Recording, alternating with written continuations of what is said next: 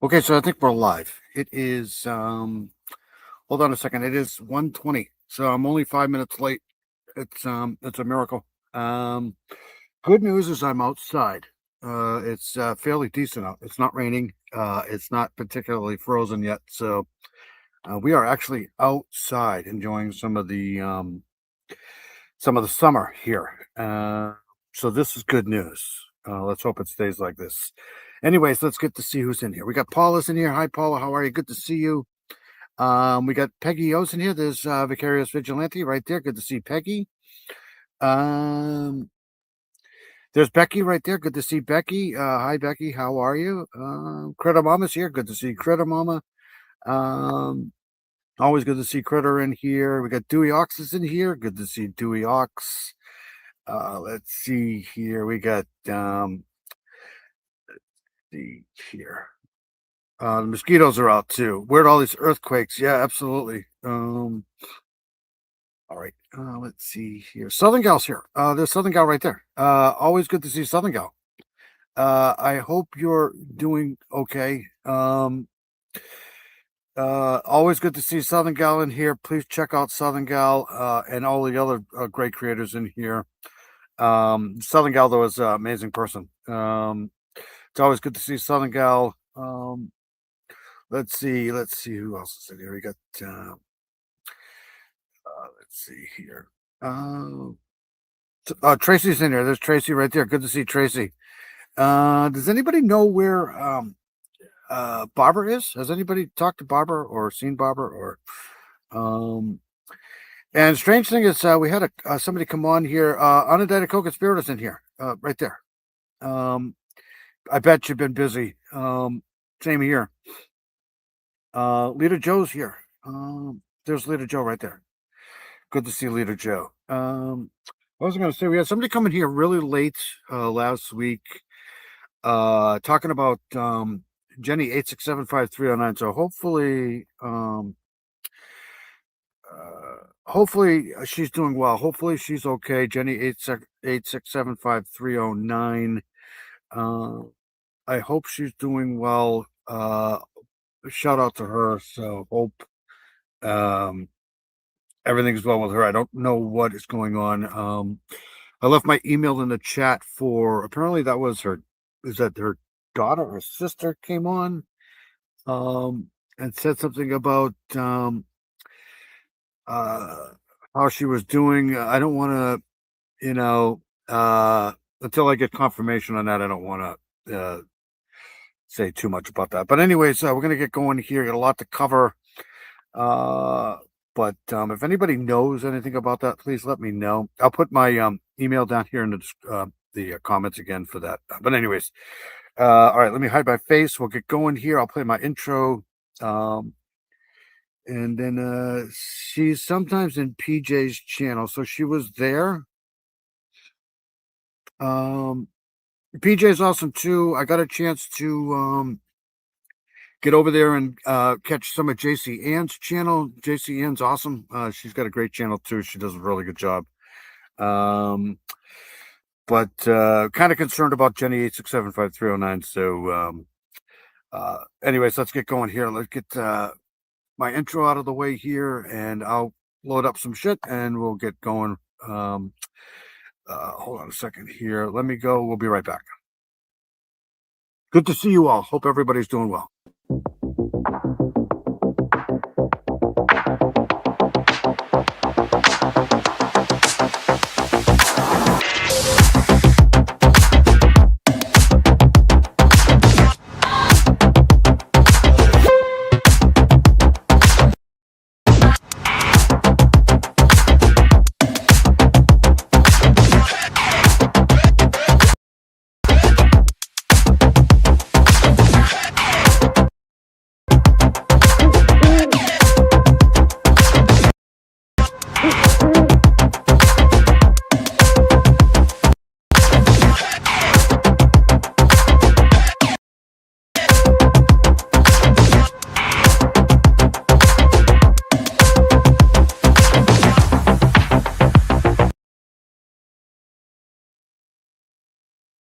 Okay, so we're here. Um, I haven't seen PJ's channel in a while, and we'll get getting back over there very, very soon. Yeah, I know PJ's doing well. Hope she's doing well. Let's see here. I don't know what the hell's going on here. Let's do this here. Very good. All right. So, anyways, let's get into this stuff here. Anyone know how Heather doing? Haven't seen her in a bit. I hope Heather's well.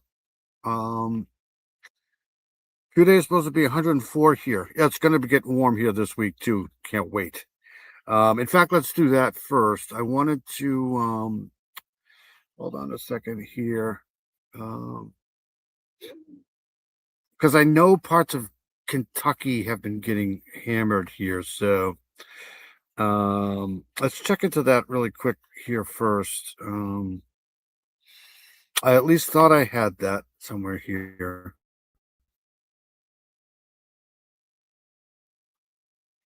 But anyways, if you're in Kentucky, right here, hold on a second. Yeah, let me play this here. It's a short clip, so we won't stay on it too long. But all right, let's play this here really quick. 98% with Mississippi humidity. Yeah, you can send that here. I know it's going to be warm here though too, so I can't wait. Um, all right, so let's play this here because it's been going on in Kentucky here, and for all of our friends over there in Kentucky. Um, I know they've been getting quite a bit of rain.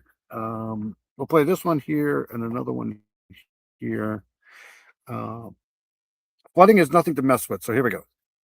We've seen strong storms throughout southern Kentucky and middle Tennessee. Taking a live look at our downtown Nashville camera right now. Meanwhile, in Kentucky, 4 people have died due to flooding. Governor Andy Beshear declared a state of emergency. Drivers are urged to stay off roads in Bullitt County outside Louisville, Kentucky. Some residents were encouraged to evacuate after heavy rains caused a dam to fail. It's going to be dangerous to drive. We've already had at least one motorist swept away and killed by flash flooding. They want to vacate their homes, which I know people want to stay home.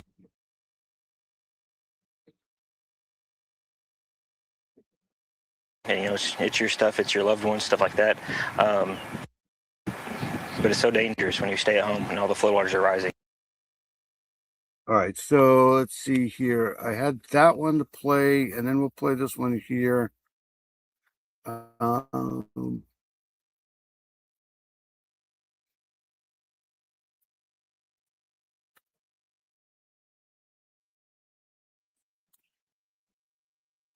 Devastating floods have consumed several counties across central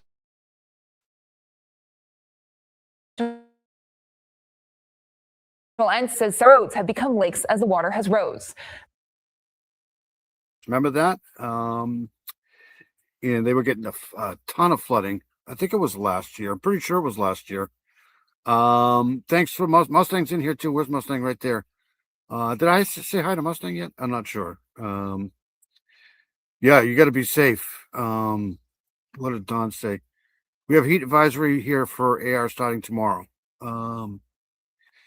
Yeah, it's heat can kill you too, so just be careful. I'll try to monitor that stuff.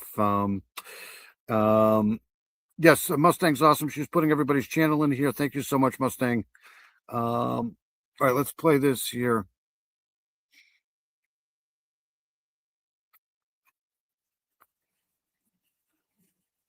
Madison County is one of the areas hit the hardest and remains under a state of emergency. And tonight's big story.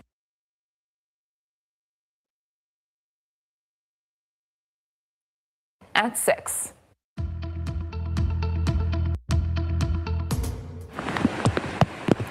A state of emergency has been declared for Madison County as gallons of water due to excessive rainfall and flash flooding have caused catastrophic damage to the county. Roads have turned into lakes.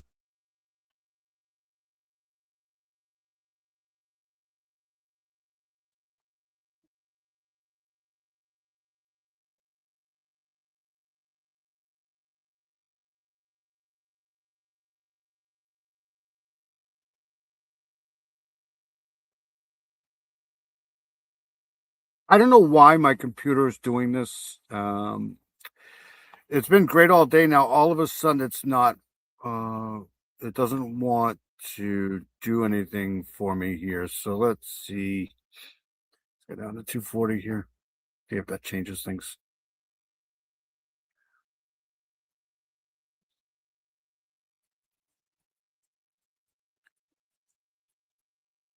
Uh, 109 heat X here for all week. Wow. Um,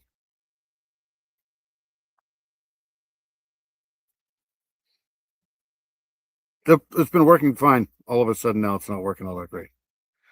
Been doing this for a while.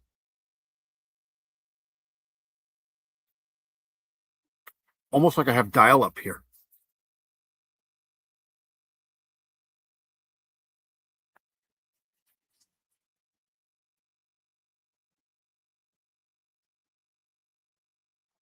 Sorry.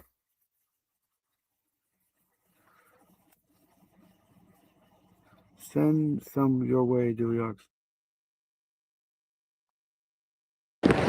Cars are submerged beneath the floodwaters. Roads are ripped at the seams.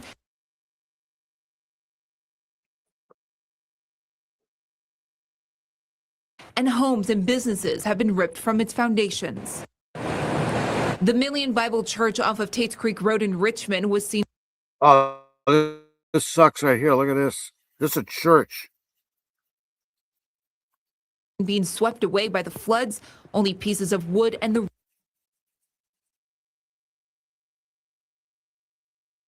roof are what's left of the church. The Richmond mayor, Robert Blythe, says with the I actually think it's because my daughter's on, probably both daughters are probably on still playing their games and stuff like that. So it could be that. ongoing weather conditions, there's an immediate threat to the health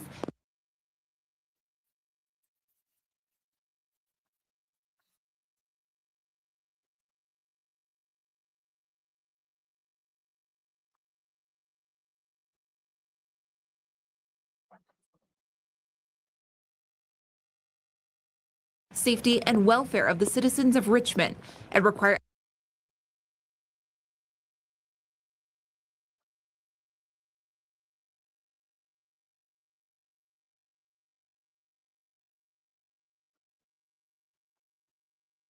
All right. extraordinary measures to protect life and property. Blythe has directed all city departments to activate their emergency response plans.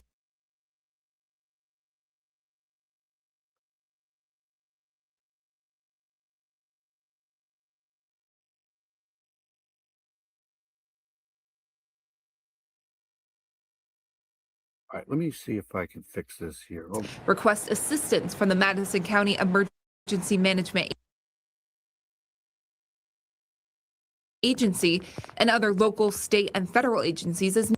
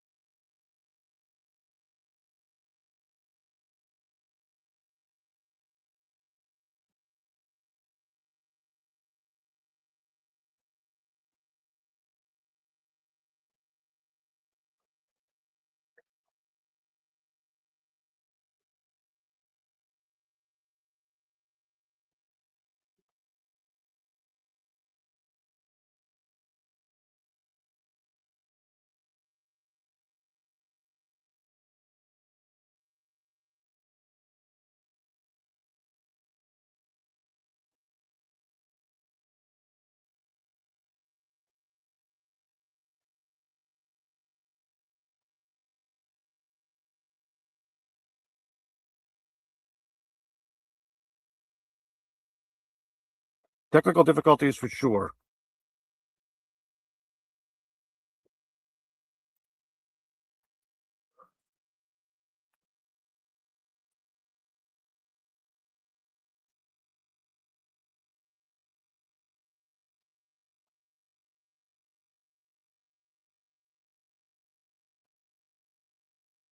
All right. Let's try something else here. Apparently it doesn't like us talking about the weather. So let's get out of this here. I wanted to play this too because this came up. Hold on a second here.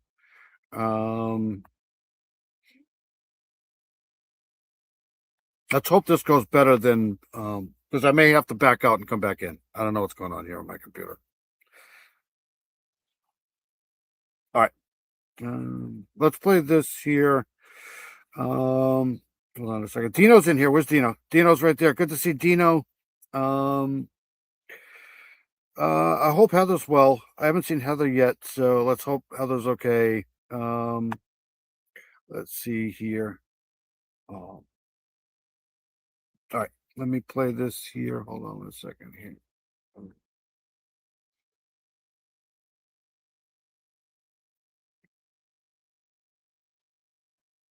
Okay, so I don't know if you guys have heard about this case here. This could be part of this whole flooding here that's going on in Kentucky, Eastern Kentucky too. So let's play this here. This is the story about Taylor Eaton here. I mean, this latest search for this missing woman here in Eastern Kentucky. Let's see here. Let's play this.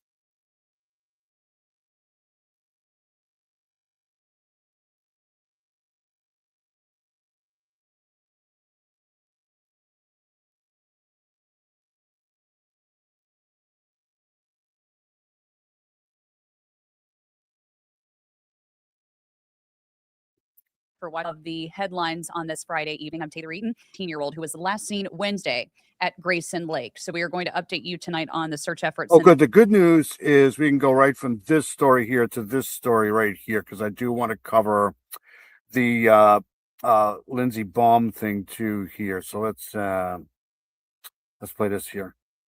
Things that have been done today. At times they had to pause the search efforts because the weather really hindered the search that was going on there, made it a little bit challenging there for a little bit, but they are back at it tonight and they are still searching for a young woman named Marley Kenny. And we have a picture to share with you. She was last seen Wednesday and she has not been seen since.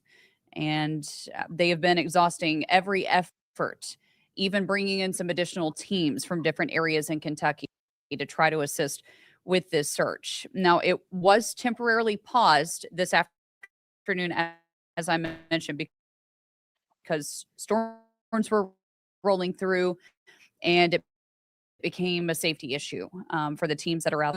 Not long after that, they were able to finally put the boats back on the water, get the additional equipment in place, and they've had dozens of volunteers that have been taking off on foot. They've been on the ground searching the immediate area, trying to find anything, clues, evidence, things that could point them to a direction that maybe she traveled. That's that they do not know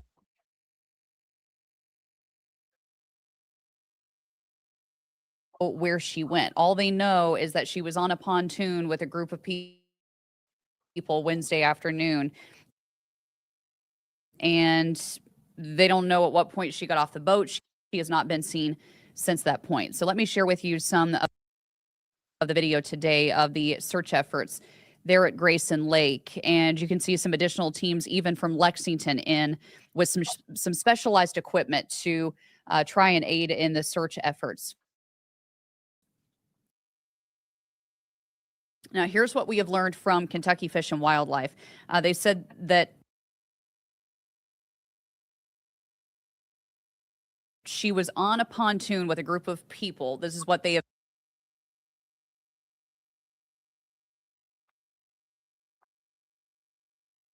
been told from some.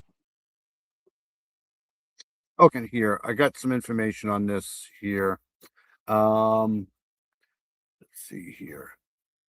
So Marla Kinney, 19, went missing at Grayson Lake in Kentucky during a boating trip on June 24th, which was about 4 days ago. Cameron Conley, 23. So this is, I'm assuming this is the latest was arrested and charged with boating under the influence after allegedly admitting to drinking and failing. He failed a breathalyzer test. I'm assuming it was his boat. Authorities are using drones, boats, canine units, and aerial support in the ongoing search for Kinney. So, 23-year-old man has been arrested. Let me bring everybody over here. Hold on a second here while we read this, and then we'll come back to this. Since my computer's not working all that great anyways, hold on 1 second here. It's Gretchen. Gretchen's right there. Good to see Gretchen. It's Lita Joe's in here. We got Carol in here. Let's see here. Let's see here. Always good to see Gretchen. Gretchen, feel free to throw the GoFundMe page up here for sure. Let's bring you guys over here with me here. I hope Gretchen's doing well. So this is coming from thank you, Mustang. All right, so the Kentucky Department of Fish and Wildlife told people in a statement that Marley Kenny, a 19-year-old, we read that was last seen at Grayson Lake, located in the state's Carter and Elliott counties, on the afternoon of Wednesday. So it was Wednesday.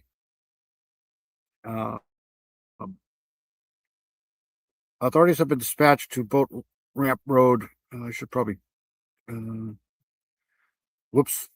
copy that. In Grayson, where 23-year-old Cameron Conley told Marina staff that he was unable to locate.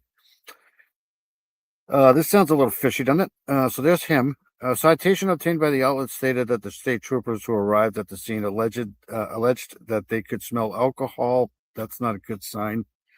And noted that he had bloodshot eyes, and they questioned if he'd been drinking while boating. Of course, he probably said no. The outlets reported his blood alcohol level was allegedly 0.137. So that's way over the 0.8, 0.08. I mean, Kitty has been missing since the incident. Officials are still working to locate the 19-year-old. So this was done on the 27th. So this was done. I don't know if that was done after this news report here, because this news report came out a day ago. So let's go back. Let's see here. I'm telling you, drinking does not go well with anything, especially when you're on a boat. How do you lose a passenger on your boat, though? It's so weird. All right, let's try to play this here again. Let's see here. Some of the people that they've been talking with, but just they're not sure what point she got off the boat. They don't know where she went.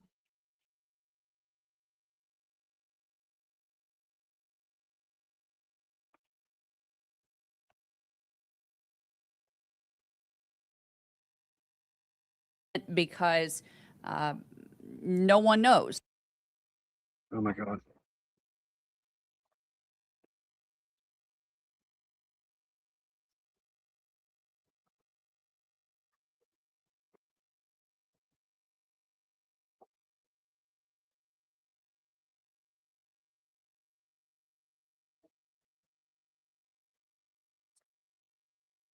All right, I'm going to try to fix this. I'll be back very shortly, guys. Hold on a second. Let's see here.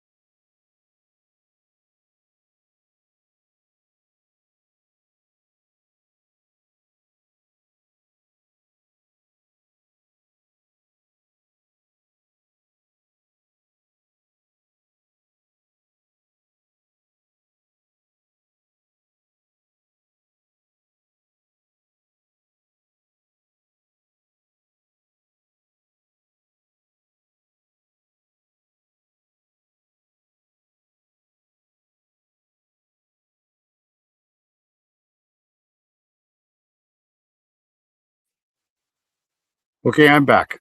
I just jumped out the screen and came back in. Hopefully that makes a difference here. So let's get back to this here. Hold on one second here. Apologize for that. I don't know why my computer's acting up tonight.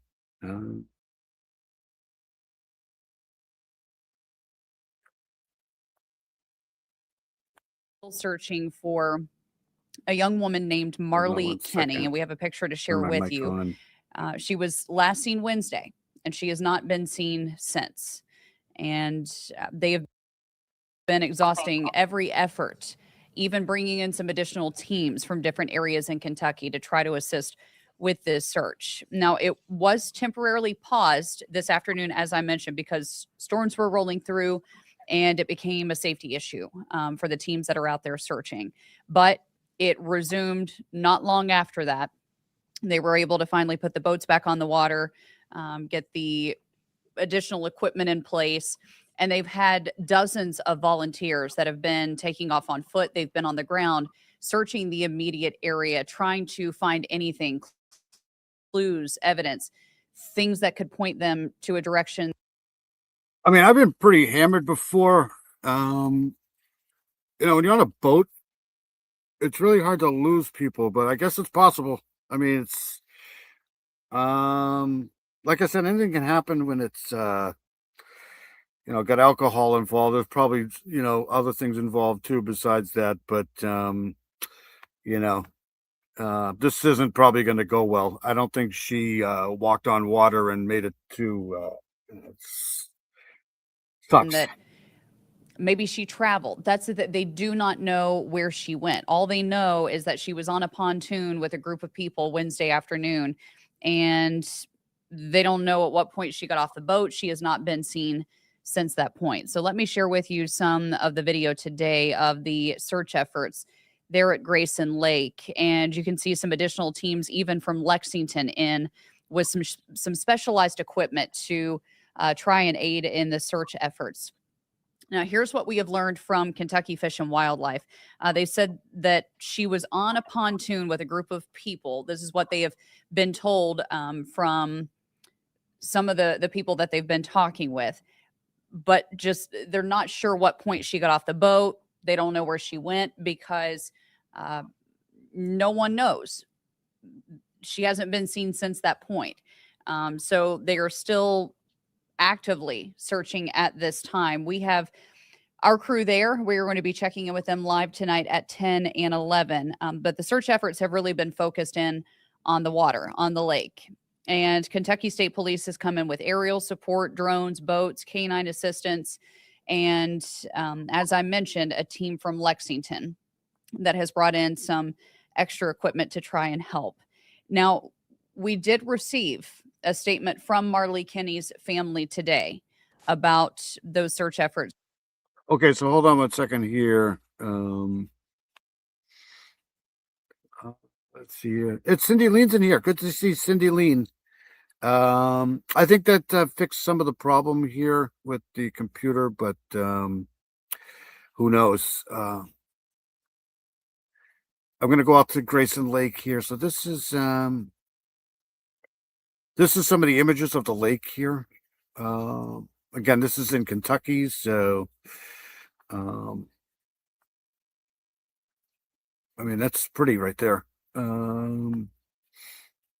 This is where I am here. Hold on a second.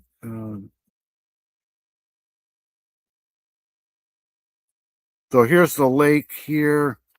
I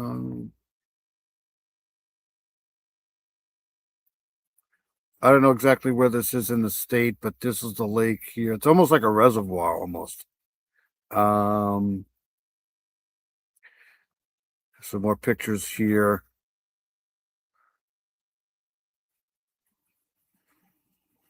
I mean, she could be anywhere in here. All right. Well, that's nice. Look at that. My wife and my daughters just went through Kentucky not too long ago. We got, like I said, we got friends who moved from New Hampshire out to Kentucky last year. So I've never been to Kentucky, but they have, and they said it's pretty nice. So this is kind of strange here. All right, so I just wanted to give people an idea of where we were.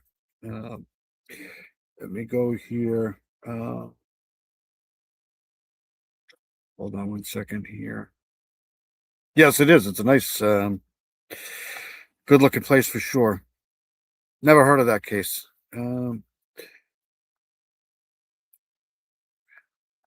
That are taking place. And let me read that to you. Let me pull up her picture again here, because What a good looking kid.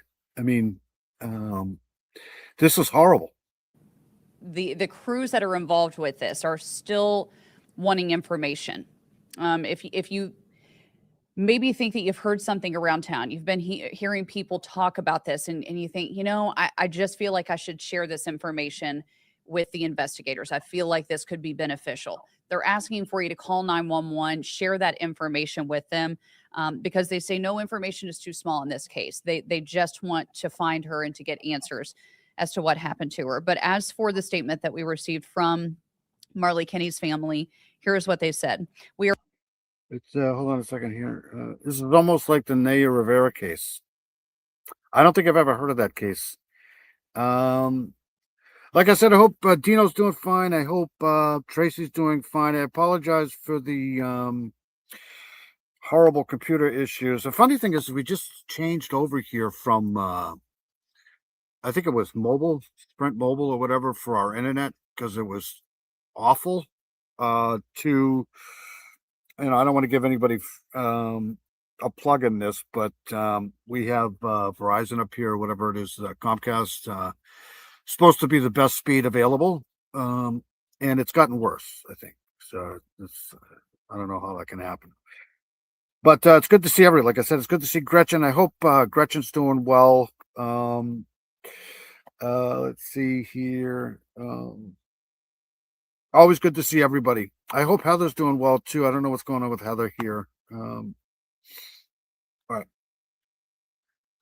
We are very appreciative of the absolute surplus of support from law enforcement, search and rescue, first responders, and all of the community and its volunteers that are here with us and for us searching for Marley. We do not even know how to express our absolute gratitude to you all. We continue to have faith. I don't know if you guys have ever seen like they have some of these almost like cops shows where they have boat patrols or lake patrols, and they go out stopping boats and vessels that are under the influence, and everybody always looks so surprised when they get stopped, right? Like she was a Santana Ungley. Oh, okay. She drowned in a lake and died, and her son were out on a pontoon boat at the time. Yeah, pontoon boats aren't very safe anyways, to be honest with you. But it doesn't help, like I said, when you're, intoxicated either. We continue to have faith that she will be found and brought back to us. We know we have the very best people doing all they can to bring her home. And that is the statement from Marley Kinney's family, thanking everyone for their support during this time and for the hours and hours of search efforts that have gone into trying to find her. So as I mentioned, 10 and 11, we will be. What was it? 0.138. Is that what it was? Does anybody know or remember what the, let me see if I can find it again here.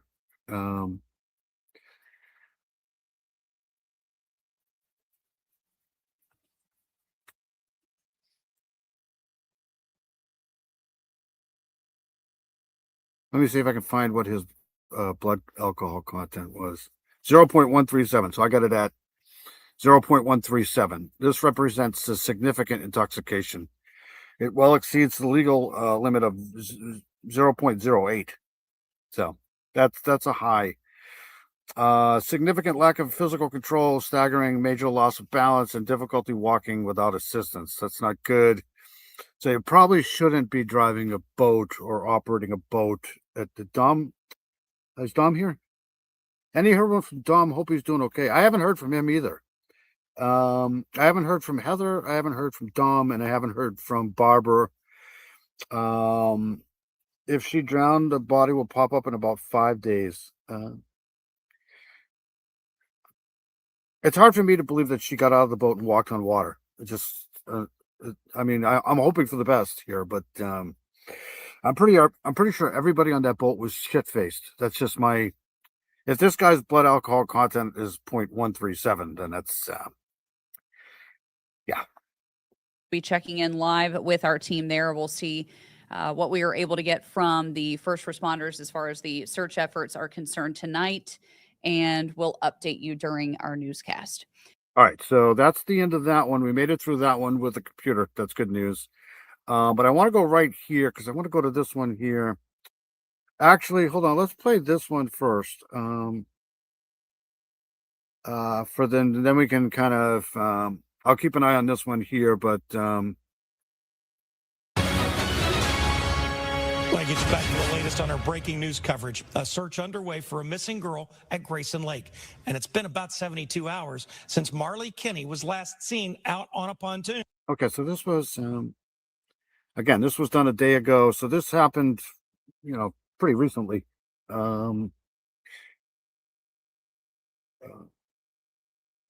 this was a day ago. So here we go. Now we're hearing from the family. They just released a statement and pictures to us. And dozens of first responders have really spent hours searching for her, have not been successful. 50 volunteers, even joining that effort. Right now, WSAZ's Charlie Roth has been there at Grayson since this morning. What do we know so far now? Oh, you talked to her earlier. Okay, thanks, Dino.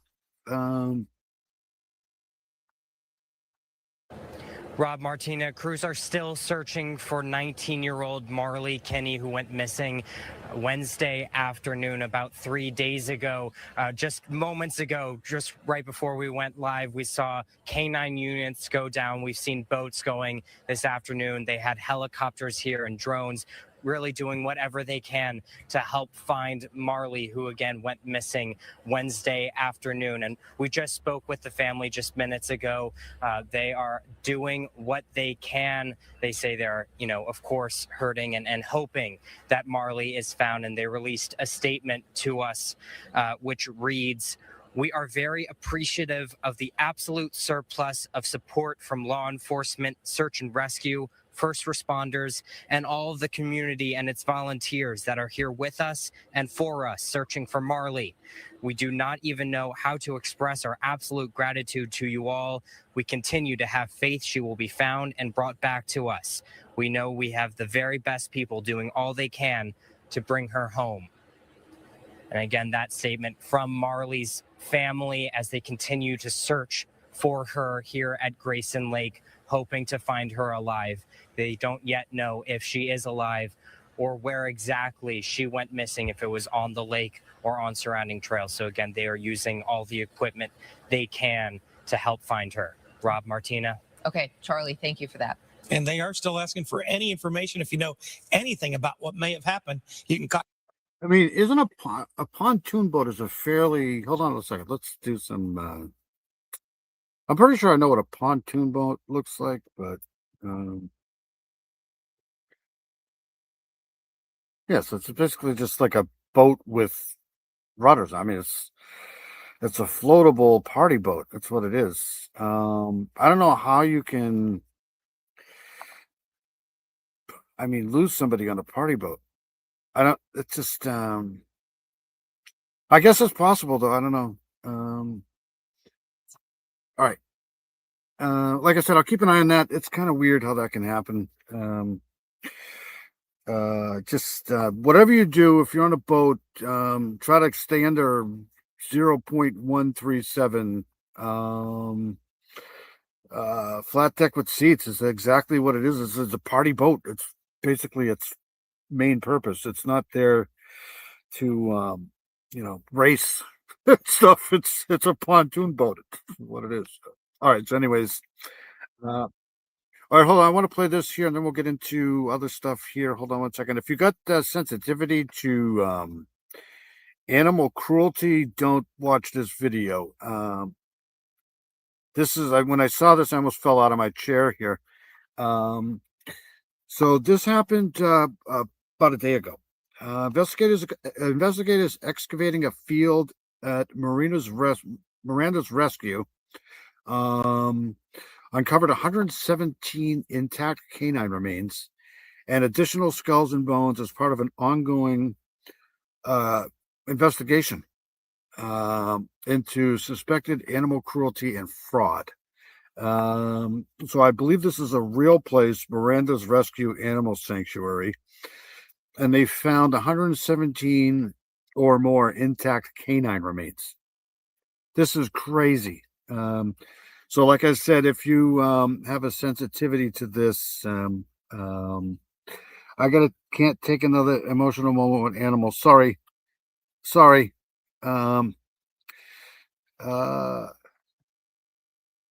They look like a pontoon, but faster and funner. Sorry, here we go. Along with multiple agencies, completed a second search warrant operation at the Miranda's Rescue Animal Sanctuary property in Ferndale as they continue the investigation. The North States News' Viana King has been looking into this, watching as teams dig up animal bodies this week. She joins us live with today's updates. Viana? Ariana, according to investigators, they found over 100 dogs, whether that be bones, skulls, or even still some intact. Now, what you're about to hear may be disturbing. Viewers' discretion is advised. In a press release sent out by the Humboldt County Sheriff's Office, officials completed their second search warrant at Miranda's Rescue Animal Sanctuary at 1603 Sandy Prairie Road in Fortuna. The warrant authorized investigators to search the grounds and buildings associated with Miranda's rescue, along with owner Shannon Miranda, for evidence related to animal cruelty and fraud. This included excavation of open fields for evidence for deceased dogs believed to be buried in mass graves. Investigators searched an open field on the So this is a rescue. Let me see if I can look this up here while we're playing this here. But this is a rescue place, and they found this is awful, terrible shit.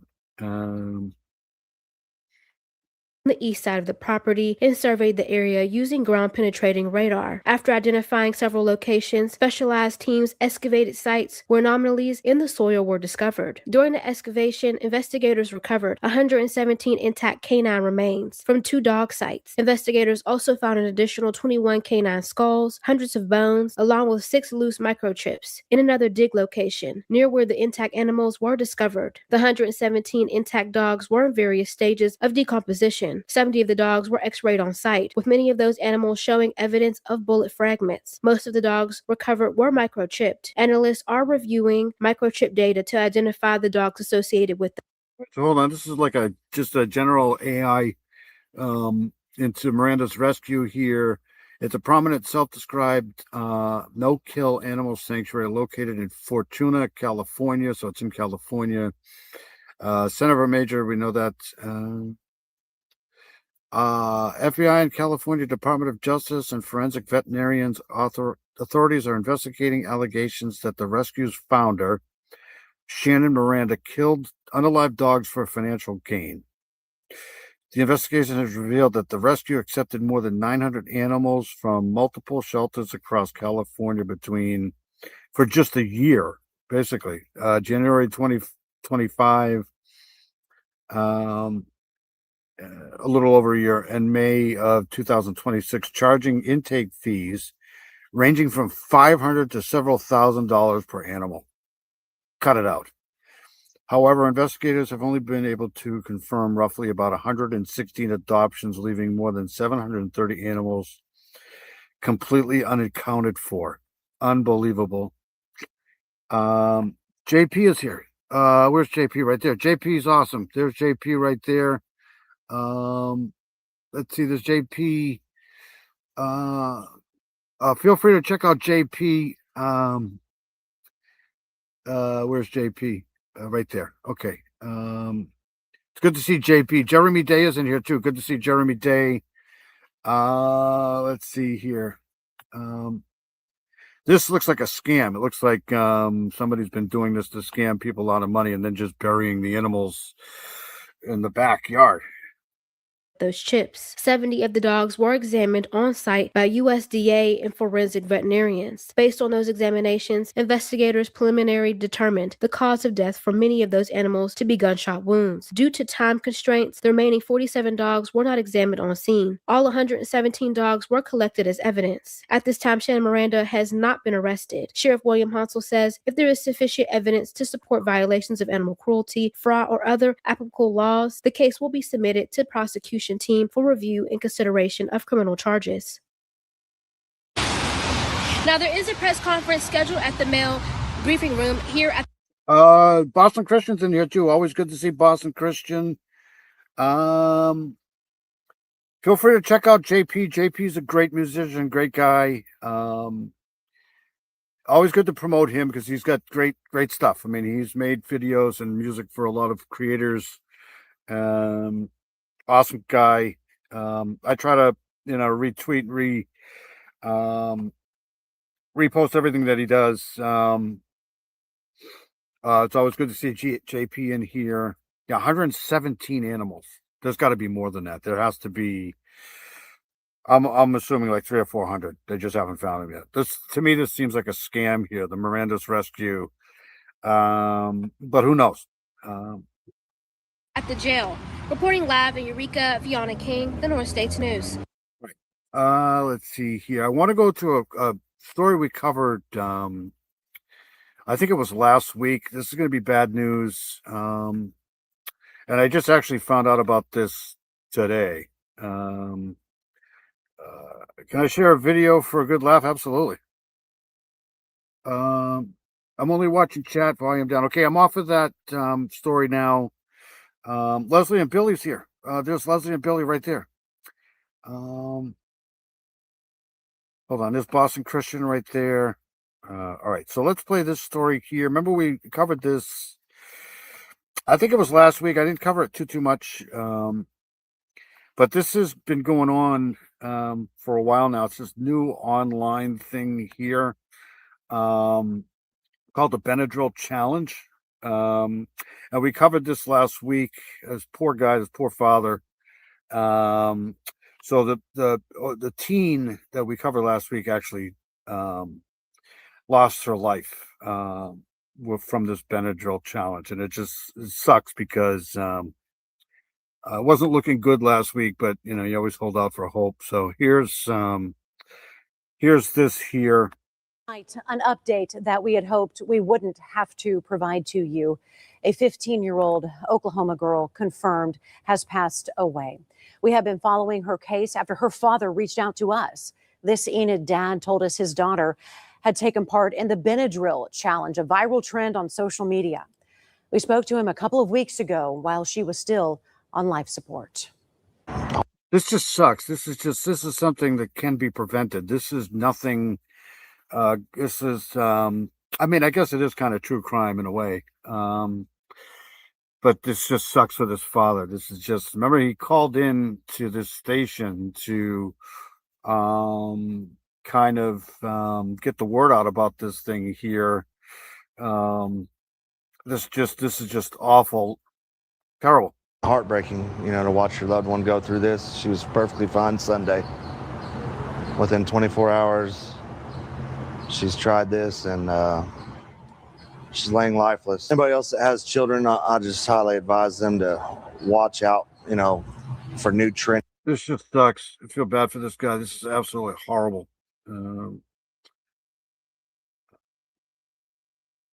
Mod me, Dave, so you can grab. Okay, hold on a second. Hold on 1 second there. Trending challenges. Just makes you sick. Again, we have confirmed that Leah did not survive. Her father originally called our newsroom wanting to make sure other parents were aware of this deadly social media challenge. That's just awful. That's a terrible. All right, let me find JP here.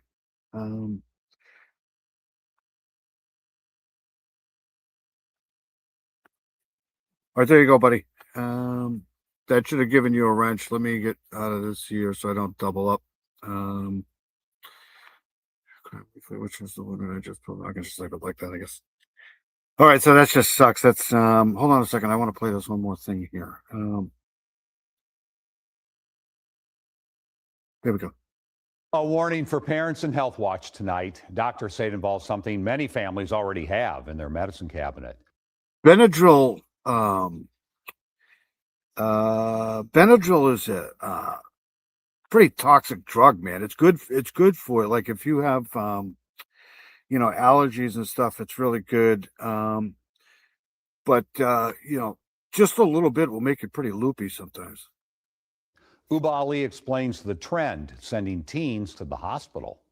The warning is everywhere, from doctors to parents scrolling the same social media apps their children use. Please report it. I just want to warn you. Please sit down your kids and talk to them about this. A potentially deadly TikTok challenge is back, and experts are trying to get ahead of it. Our goal here at Children's Minnesota is if a trend causes any sort of physical harm or mental harm, to make sure that we're taking care of our patients. The Benadryl challenge involves these over-the-counter pills. Teens take large amounts of it and record themselves as the effects kick in. The trend first gained attention in 2020. If they had to take the liquid, it'd be a lot less, I'll tell you, because this stuff is nasty. Benadryl, I mean, I think so anyways. This is my personal. Benadryl, like liquid, is just absolutely horrible. So that's probably why they're taking the pills instead.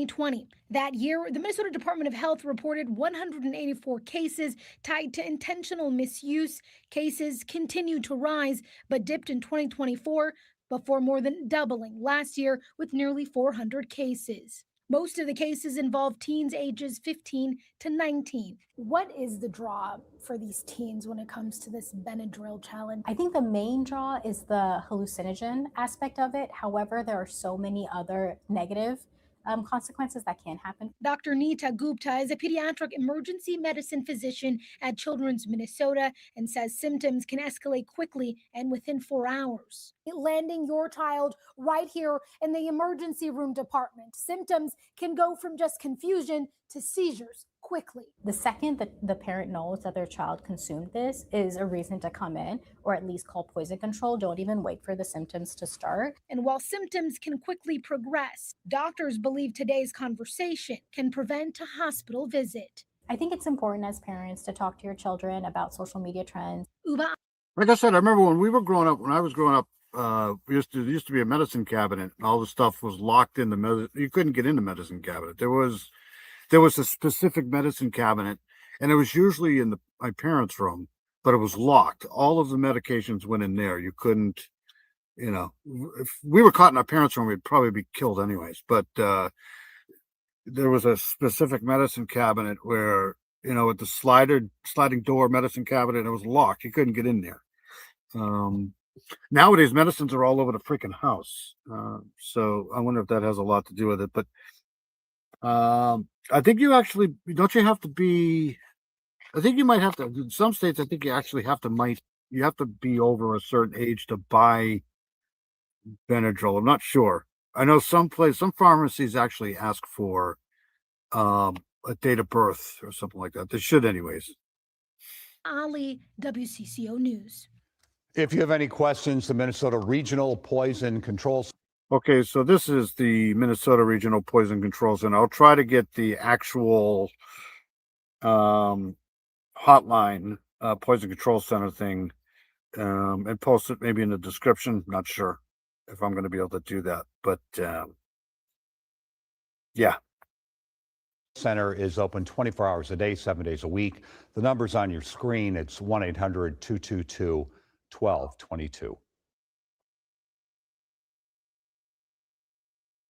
Whoops. Yeah, we'll play this one. What the hell?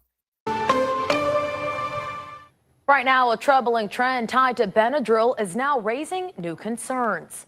Good evening once again. I'm Annette Montgomery. And I'm Tim Lammers. Something called...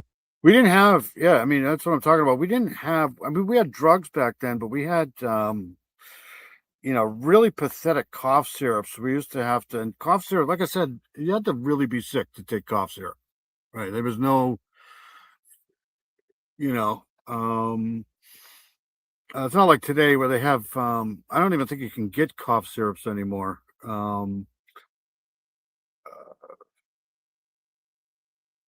I don't know. I don't know if there's more drugs now, but I just think they're more accessible. Like you can't you can't I mean we couldn't get drugs, especially cough syrups. It was aspirin, or I know Tylenol was big back then, and even Tylenol. I mean, I don't remember Tylenol when I was a kid, that's for sure. It was just rest and soup, and that was it. What's the old saying? Starve of cold, feed of fever, or something like that. Something like that. The Benadryl challenge has been around on TikTok ever since the pandemic started. But now local leaders are investigating the deaths of 3 children here in Connecticut whom investigators said died from Benadryl overdoses. And while they're not being linked to the challenge, those deaths are now causing concerns for parents and doctors. Fox 61's Selene Arif has more on what people think about allergy medications. 3 deaths. See here, Nicole's here. Good to see Nicole. Let me see if I can get rid of that there. Okay. Where's Nicole? Right there. So we're just covering this case we covered last week with the Benadryl challenge. Who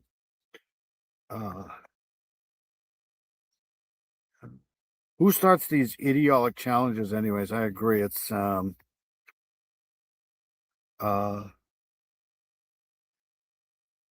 kids, you know, we had stuff, we had challenges, we had stuff too. It's just I'm lucky to be alive. I'm lucky I made it past 19, to be honest with you. What was I was just gonna say something. It's good to see Nicole in here. Always good to see Nicole. Hope she's doing well. Hope Nicole's doing well. I'll try to play that shortly there. Hash, weed, heroin, coke, all we had 50 years ago. Yeah, we had a lot of stuff back then. We had mescaline and I used to drug run mesc years ago up to Vermont and back. All right, here we go. Deaths in 2 months has a lot of doctors worried, and it's not just doctors. Some people I talked to say this is their first time hearing allergy medications could kill you at high doses. Whenever my friends or I have a reaction or something, we just chug Benadryl. Sam Hunter says he suffers from allergies. You're not supposed to chug Benadryl, bro. I'm pretty sure it says specifically on the bottle, don't chug, right?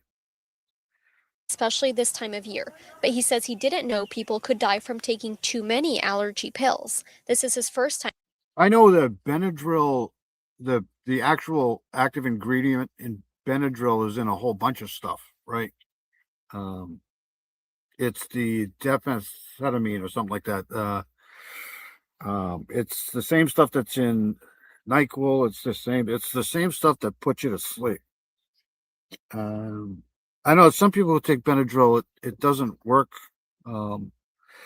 meaning they have adverse reactions to Benadryl. And my daughter was one of those people who must have been in good shape to run that far. Diphenhydramine. Yep.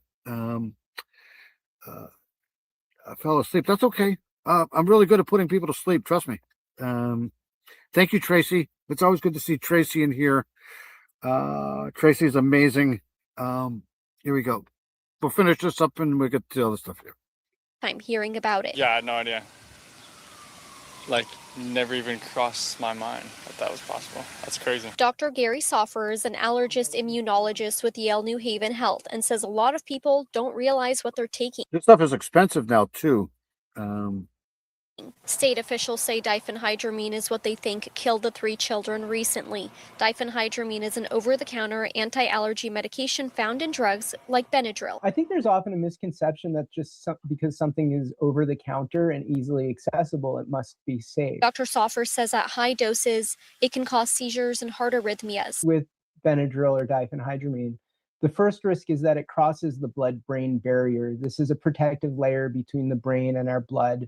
that helps keep medication out generally. In 2020, a TikTok challenge started where children were taking too much Benadryl on purpose to hallucinate. While the state says they can't confirm these deaths are related to any challenge, they still want parents to talk with their children about drug misuse and look into secure storage. But I also think it falls on the I know that some people were, during the pandemic, they were taking a lot of,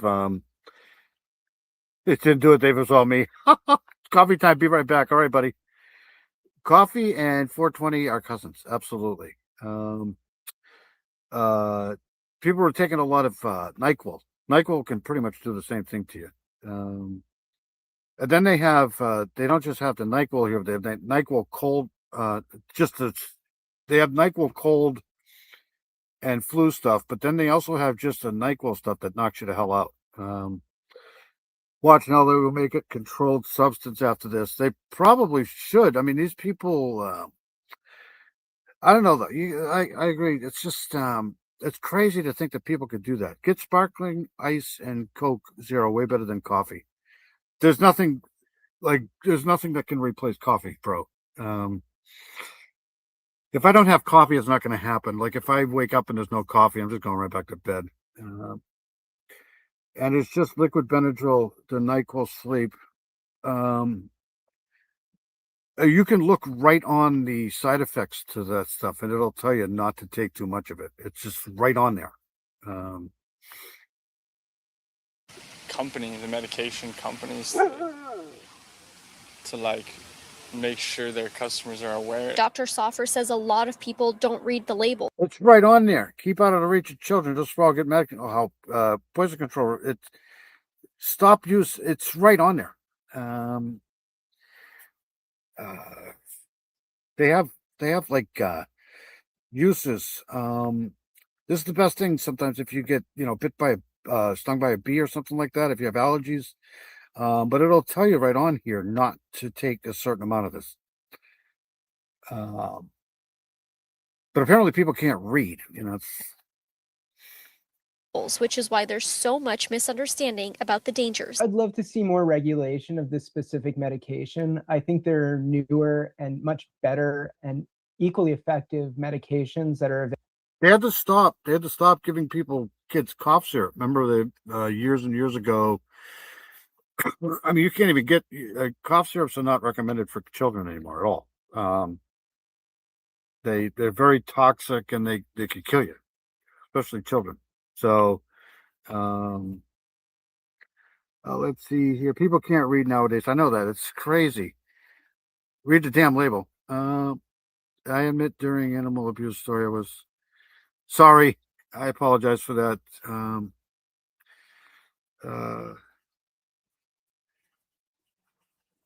At least what was trusted. Do you agree Google's terms? And if so, can we help you lop your arm off?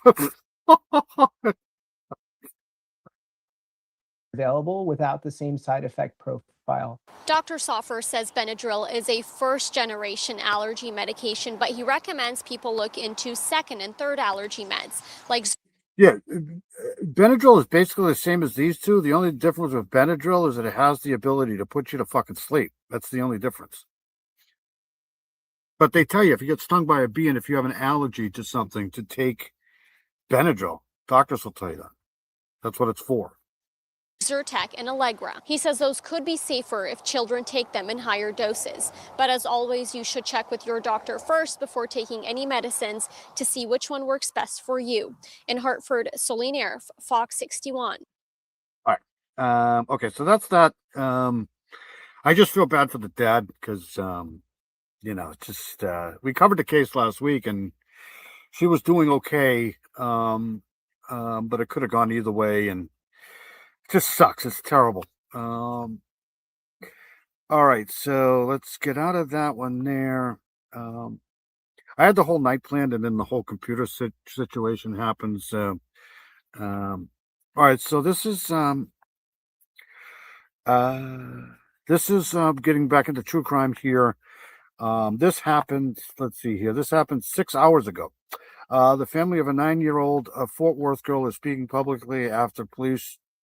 The family of a 9-year-old Fort Worth girl is speaking publicly after police charged her father Marquise Anderson with capital murder. Investigators say it took 4 months to gather enough evidence to file the charge. And this is the story. I think we might have covered this too, but here we go.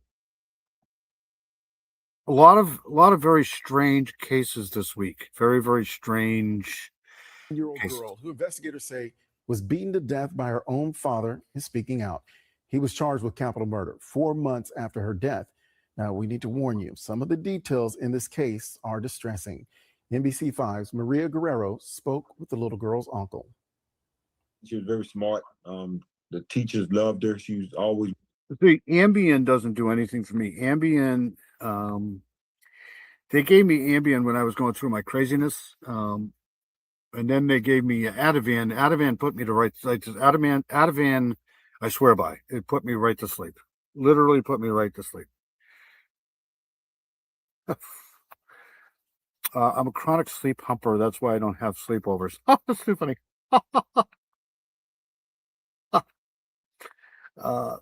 I'm gonna put. Hold on a second. I'm gonna put my email.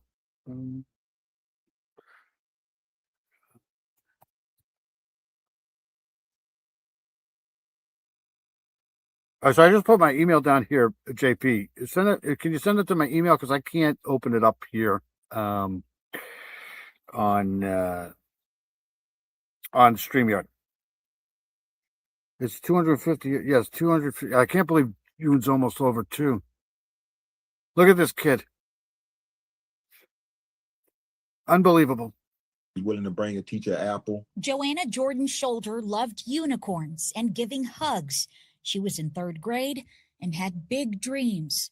She wanted to be an astronaut and a pediatrician and a neurosurgeon at the same time. 4 months after the 9-year-old. Yeah, you can send the link to my I'll try to open it, but I doubt I'm going to be able to. Brutal death. Her uncle Brandon Shoulder at last got word on an arrest. My prayer's been answered. I knew since day one that he did it. Fort Worth police arresting the girl's father last week. Marquise Dacian Anderson, the 35-year-old charged with capital murder, potentially facing the death penalty. I'm actually hoping he get that needle. I think the brutality on which he did what he did is unforgivable in my eyes. According to Shoulder, the child's maternal uncle, Joanna had only recently started staying with her biological father and his girlfriend in South Fort Worth, where police and paramedics responded on February 8th. By the time she got to Cook Children's, she was in cardiac arrest and soon died. Medical staff raised concerns about extensive bruising on her body, leading police to press Anderson, who then said Joanna wet the bed on 2 occasions during that evening. After the second incident, he physically disciplined her and had her take a bath to, quote, soak for a while to get the urine off her. The bath, he said, lasted approximately 3 hours, eventually admitting to strike. Anderson then admitted he struck Joanna approximately 6 to 7 times with a blue cloth belt. Joanna smirked at him and believes the discipline was not effective. Striking her with his hand and a blue cloth belt with a blue metal buckle recovered by police. A subsequent autopsy documented at least 30 bruises, visible belt patterns, and extensive blunt force trauma. This guy, it's just, I don't get it. If this guy here doesn't deserve the DP, then, who does? It just, all you got to do is just read this shit here and understand how awful people can just be. This is insane. This is incredibly insane. Extensive blunt force trauma. All over her body. How do you not stop? How do you not stop doing that? head and neck, as well as internal bleeding. The medical examiner in June concluding Joanna's shoulder died as a result of blunt force injuries and that her death was a homicide. Maria Guerrero, NBC5. It's just, you can't, it's almost like you can't make this stuff up. It's just, who would do that? The audacity to do that to anybody but your own daughter. It's unbelievable. 9-year-old daughter. Just, give me a moment trying to send all right, buddy. Brian Pinos is here, right there. There's Brian Pinos right there. Have you heard from Jenny 8675309? I know she was in your chat sometimes. So all I know about Jenny is we were here last week, and as I was closing out the stream, somebody came on the stream. I think it was her daughter or her sister, and said that Jenny was not doing well and to hold her in our thoughts and stuff. And I put my email in, and I haven't heard anything since. So it was her daughter. Okay. Now, I don't know if that's real or not. I'm pretty sure it is. But until I get a confirmation on that, I'm not going to say anything because I don't want to. But I hope Jenny's okay. Jenny's an amazing freaking human being, and I hope she can hear us because we love having Jenny in here. Jenny's always been very welcome in here. She's never caused any trouble. So I hope she's okay. I hope she's doing well. Yeah. If anybody can find out what's going on with Jenny, please let me know. All right. So, yeah, I hope she's okay too. Jenny is definitely welcome in here anytime. I've known Jenny of her for a while. All right. So let's go here. I want to do this here because we covered this. I'm pretty sure we covered this case here. Just thought I'd ask where I've seen her. Yeah, she's all right. So what am I doing here? Let's get out of this here. I want to play this one here. All right. So we're going to get into this case here again. I'll pull the information up on this here, but this was done a couple of days ago. It's been 17 years since 10-year-old Lindsey Baum disappeared while walking home from a friend's house. This is coming out of Seattle, I think. The Unsolved Northwest team takes a look back at the case, and we've covered this before. So I'm going to pull up the information here, and then we're going to try to dissect this here. But we've done this. We've done. Hold on a second here. Let me get out of this here. I shouldn't have to play that. What am I doing? Sorry, guys. All right, so let's play this here. I'll pull up the information on her, but we'll start it here. Year has passed in one of Washington's most enduring unsolved cases, the kidnapping and killing of 10-year-old Lindsey Baum. Lindsey disappeared on June 26, 2009, while walking home from a friend's house in the... All right, thanks, JP. Her daughter said she was in bad condition, yes. All right, thank you, Brian. Appreciate that.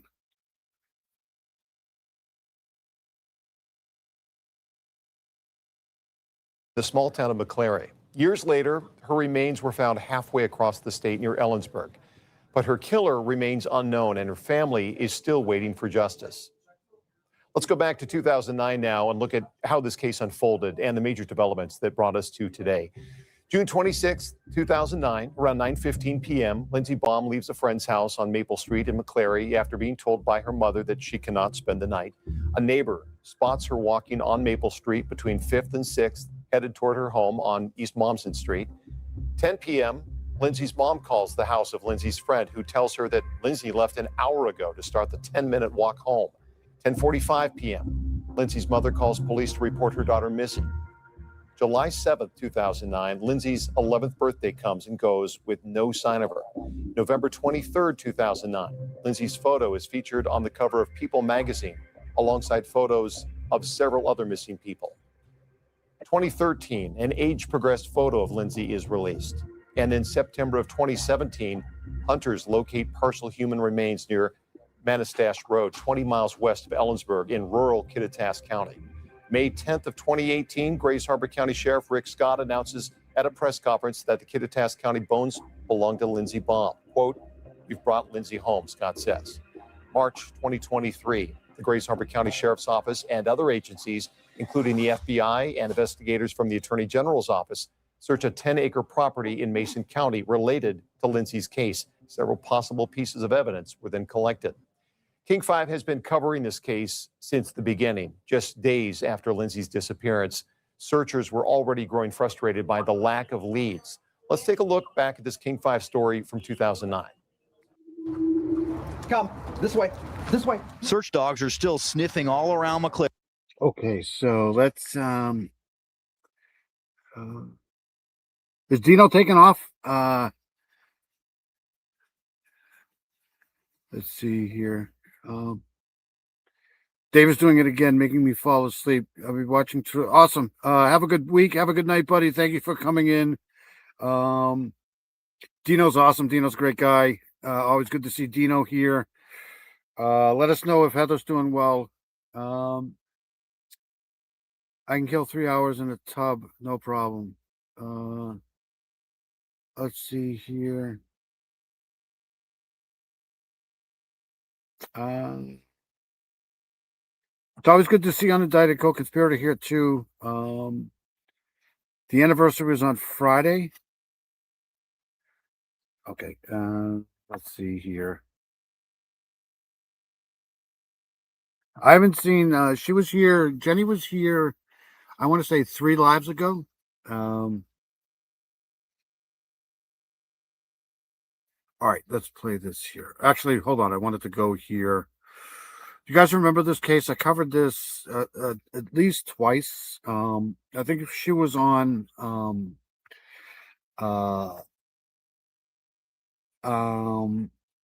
I forget now. Whoops, I don't want to do that one. Hold on a second. Not that there.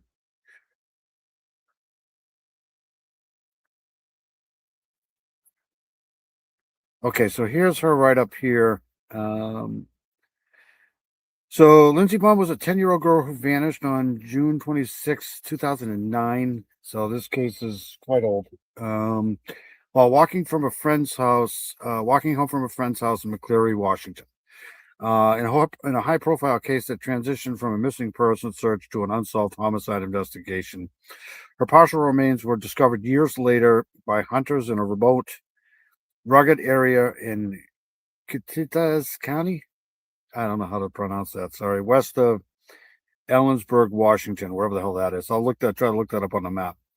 To this day, her murder remains unsolved, and law enforcement continues to seek tips to bring her unalive or to justice. And this is the case timeline here. June 20, so basically in the summer, June 26th, 2009, Lindsay left a friend's house around 9:30 p.m. at night to make the short 10-minute walk back to her home on Maple Street. This is a thing, right? Like it's hard to believe that these people can go missing and end up unalived in this short window here, like a 10-minute walk, right? We covered the case last week about the 10-minute walk to the Burger Barn. Remember, right? Like it always seems like it's not very far from home. Same thing with the Evansdale case. She disappeared roughly halfway through her route and never arrived. In 2017, that's when they found a group of hunters traveling alongside isolated logging roads in this county here, found a fractured skull in a deeply wooded ravine. May 2018, that's when they recovered the skeletal remains to go along with the skull here. Acting on a historic tip, investigators found volunteers executed a fresh 10-acre search, recovering up to 25 items for evidence analysis. And in 2025, her family launched the Lindsey Baum Foundation, a nonprofit dedicated to funding resources like genetic research and criminal profiling for cold cases. So, let's see here. All right, let's go back here. Right here.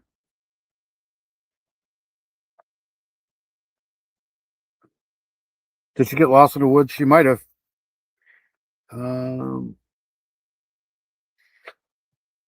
What does Mercury retrograde do? Because,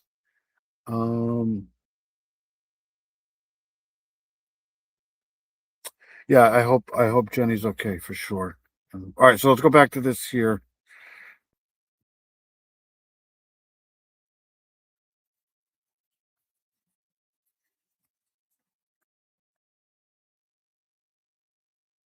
For any sign of Lindsey Baum. But after almost 5 days of unsuccessful searches, police say more than ever they need the public's help. While police maintain Lindsey may have run away, for the first time, police now say it is more likely she was kidnapped.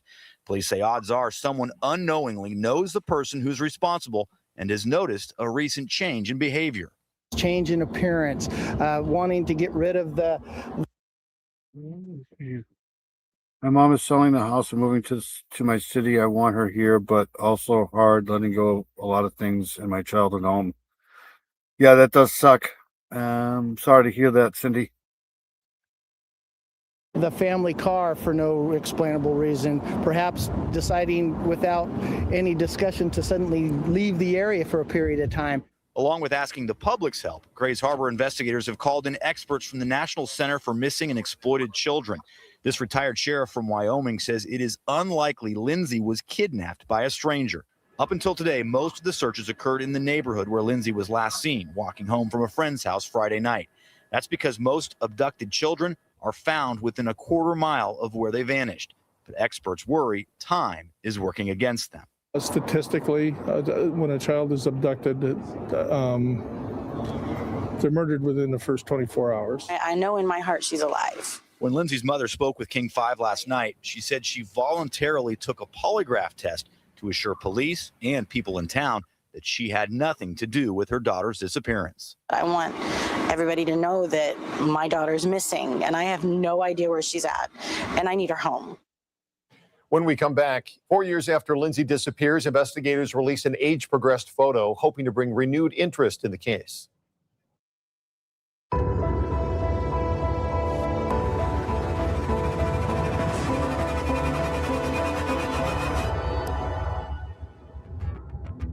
Welcome back. 4 years after her daughter disappeared, Lindsey Baum's mother remained vigilant, refusing to give up hope. Here's King 5's Drew Mickelson reporting from 2013. For me, time stopped that day. Time doesn't stop for 10-year-old girls. It kind of took my breath away. This is what Lindsey Baum looked like in 2009. It's 4 years. You know, she's not a 10-year-old little girl anymore. Here's what police say she might look like today. Just a big reality check of how much time has gone by and how much changing that she's done and how much she's missed. June 26th, 2009. Then 10-year-old Lindsey left a friend's house, headed for home in McClary, but she never made it. Missing children investigations are never shelved. The sheriff of Grays Harbor County says the Baum case haunts him. He hopes an age-progressed photo could help solve the now 4-year-old mystery. We know there's information out there that would be beneficial to us. All right, hold on. I'm going to go to a map here. Let's see here. So,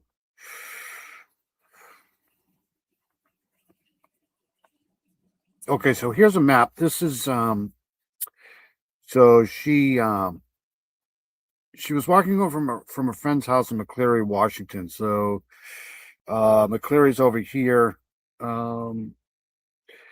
And let's see, so her partial remains were found 2.5 hours away. Almost 3 hours away, her remains were found here. Wenatchee, which we basically covered almost all of last summer. Wenatchee, Washington was where that guy unalived his 3 children, remember? And they found him I don't know, about a mile away from where he was last seen. So we're kind of familiar with this place here. So this is, this is remote over here in Ellensburg. So she was last seen here, and then all the way over here she was found.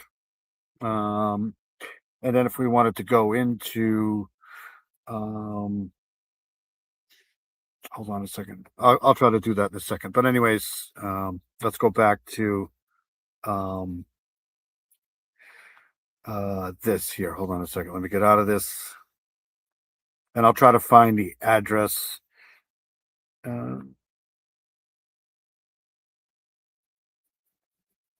Right here.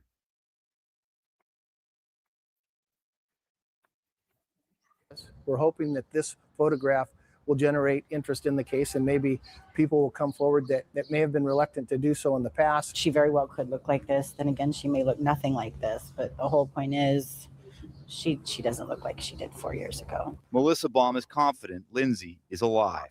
It's a hope that can't be dashed no matter how much time passes. There's no moving on for people in my position. We can't go anywhere. We need our kids back. Drew Mickelson, I will never give up on Lindsay. King 5 News. It wouldn't be until nearly a decade after 10-year-old Lindsay Baum was kidnapped from her McCleary neighborhood that her family would learn what happened to the girl. Their worst fears confirmed. Well, shortly after Lindsay disappeared, loved ones planted a tree in her memory here at a park in downtown McCleary. And then last year, after her remains were positively identified, friends and family started a fundraiser to establish a garden in her name. That garden will be dedicated later tonight, and Lindsay's mother says that's great, but she says her daughter deserves something else: justice. I really didn't want it to be a memorial. That's why I've called it the Remembrance Garden. It has a plaque with her picture and a bench in the shape of a butterfly. Lindsay loved butterflies. I want her laughter to be heard here. I want her spirit to be felt here. She played here every day. For a mother, time does not heal old wounds. This wasn't God's plan. This wasn't God's doing. This was an evil human being that saw. All right, so hold on a second here. I found the address. He definitely won't look the same. Yeah, it's terrible. It's absolutely terrible. Because kids, the sad part is kids are kind of always trusting. Like you can, I remember when we were growing up, we were always told, not to get in somebody's car to, and then they eventually graduated into the safe words or the passwords. Like if somebody was picking you up from school, they had to have a certain password. Remember that? Hold on a second here. Let me share this. So kids don't have that going for them in that regards either. Don't take candy from strangers. I mean, exactly. Don't talk to anybody, right? Okay, so I found Maple Street. This is right here. This is this is the road. So it says here, Lindsay left a friend's house around 9:30 p.m., so it would have been dark. 10-minute walk back to her home on Maple Street. So her home is in here somewhere. This is West Maple Street. I'm assuming there's an East Maple Street, no? But anyways, here's the street, West Maple Street. I mean, I don't know where. So this is Maple Street here. There's West Maple Street. There's no such thing as a East Maple Street. So,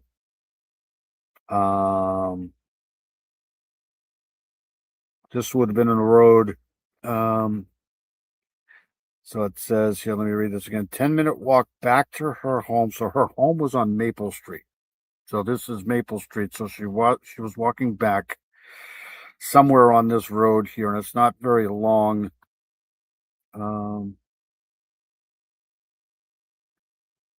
Long enough though. I guarantee you it's probably somebody that lives around here. I wouldn't doubt it. All right, so let's get back to at this rate, I'll be here forever tonight. I think I was like 11 or 12, maybe. They also tried to take the little girl next to me after that. Oh my God.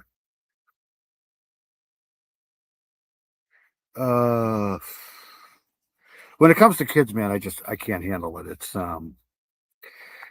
you know, it comes to anybody, I can't handle it, but kids, you know. And you like to say, what was she doing walking by herself? You know, it's like, but that's kind of victim blaming there. You know, it's like, why can't you just walk 10 minutes from somebody else's house? But you can't trust anybody these days, man. You can't trust any area you're in. You can't trust anything. You know, just a 10-minute walk. A 10-year-old girl can't walk 10 minutes from friend's house to, I wonder if they investigated the parents of the other kid, the friend. Not saying they had anything to do with it, but Saw my child and for whatever reason thought they had a right to take her. Melissa Baum's daughter, Lindsay, disappeared on June 26, 2009, just shy of. this is just, you want to feel for the people. You know, this is just absolutely horrible. Her 11th birthday. The FBI and hundreds of volunteers joined the search, but as investigators followed up on leads, Missing child. no suspects were ever named, Thanks a and lot. no one was ever arrested. Then in the fall of 2017, hunters found remains near Ellensburg that in 2018 were identified as Lindsay's. That break prompted more tips, but nothing panned out. So the last point she was seen was right in this area, right around 9:30. Grays Harbor Sheriff Rick Scott was undersheriff in 2009. This case has become personal with everyone who has worked on it. My father used to tell me, don't worry about it. Nobody's taking you. So I'm going to have to worry about it. Look at this poor kid. It's just absolutely insane. He's frustrated that mysteries remain, like who were this man and boy seen in a McCleary convenience store that night who may have come from this Honda Ridgeline. I'm still hoping that there's somebody out there who just needs to develop the conscience or the courage to come forward and tell us. I did this 2 weeks to the day after I found out. Until she knew Lindsay was gone, Melissa Baum never gave up hope her daughter would be found safe. It's a different kind of hope now. Now it's more determination, I guess, that they're going to be brought to justice. The bench was just put in night before last. She wants this garden to help the community remember Lindsay and to remind everyone that her killer is still out there. They will. I hate these playgrounds. I used to hate these playgrounds. I used to take the kids to the playgrounds, but I used to, peeled. My eyes would be peeled on my daughter, like, because you never know these things. These people sometimes, you can't trust anybody at all. Period. The first people I would have questioned is the friend's parents on this. Be looking over their shoulder every day for the rest of their lives until they're caught or dead. Lindsay would have celebrated her 21st birthday next month. The sheriff says the reward is up over $35,000 and says if you know anything about this case, call your local police department. Live in McCleary, Drew Mickelson, King 5 News. But that's why I admire people like Southern Gal and Doodlebug's good at it too. PJ, everybody in the chat, all the great channels here in the chat. That's the one good thing about social media and some of these things we have now that we didn't have back in the 70s and 80s. I mean, all we had back then was milk cartons. That was it.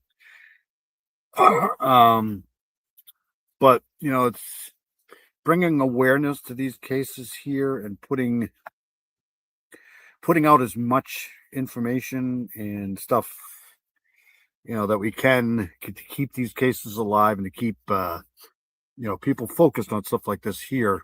Maybe you can get an answer, it doesn't guarantee it, but, the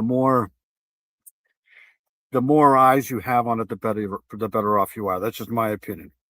There's Southern Gal right there. Southern Gal's great at this. She's the missing persons case of the week. She does great work. She's dedicated to doing this shit here because it's not easy. It's sad. This stuff is sad. It's very emotional covering cases like this every week because it doesn't change. It doesn't end. It's just you can go through 50 or 60 of these cases a week. It just sucks. So anyways, enough of my rambling. In 2023, a new search for evidence brought renewed hope that Lindsay's case could soon be solved. She loved to write. She wanted to be a writer and an illustrator.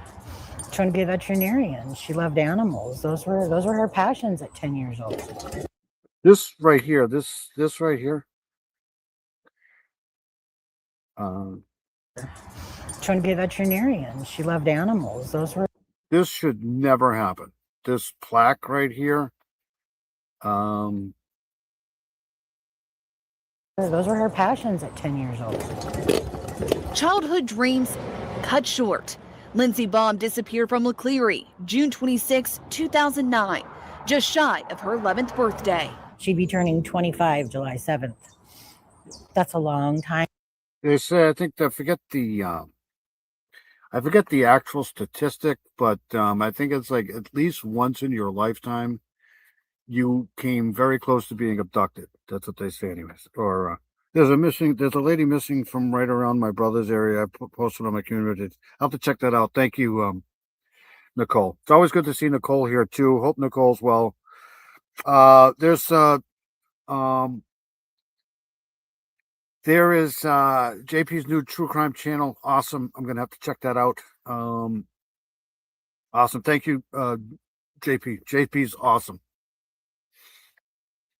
Time for no answers. Nearly 14 years ago, Lindsay was walking home from a friend's house a little before 10 p.m. The furthest we have her is about 3/4 of the way down Maple Street, and she vanished. Rose Winquist, a private investigator, has been working on the case for 8 years, upping her involvement after Lindsay's partial remains were found in 2017 in Ellensburg, 300 miles from McCleary. This case is very much active. Very much active. In fact, it's the most active it's ever been.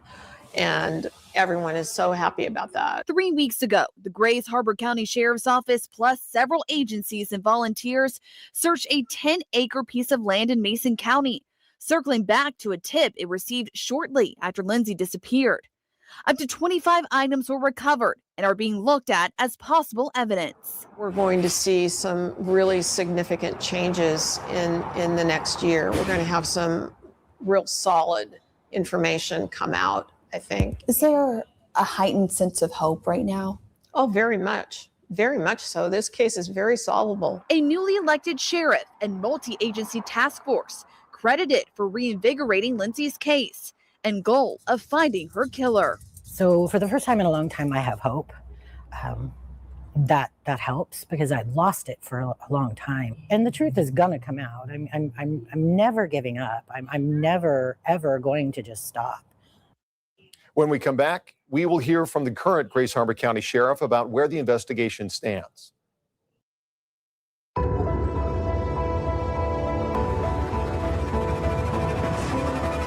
Okay, I think I got this. Hold on a second here. I'm gonna play this. Thank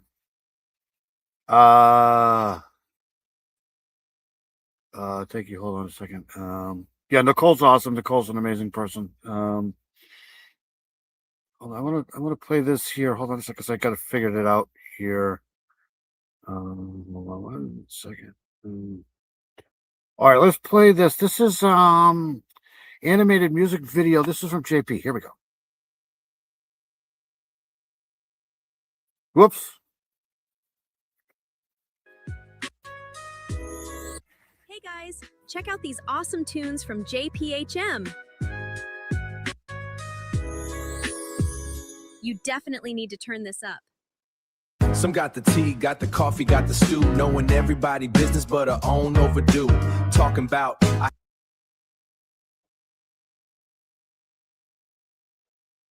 why? I hate drama, I don't do that no more. 5 minutes later, she got binoculars.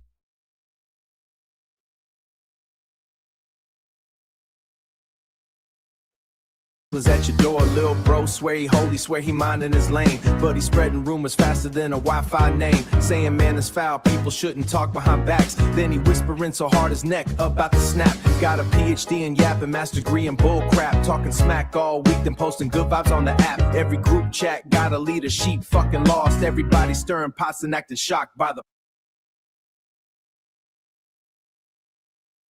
pause. Ooh, there they go again. Talking out their necks like they're paying dividends. Talking behind backs wrong, yeah, that's what they say. Then they speed run gossip like it's game day. Yap, yap, yappity, flap, flap, flappity. Mouth for the marathons and nobody asked for it. Actually, preach one thing to another every single day. Gold medal in the gossip Olympics, you win. Karen on the corner got surveillance with no pay. Know who left whose house at exactly 2:08.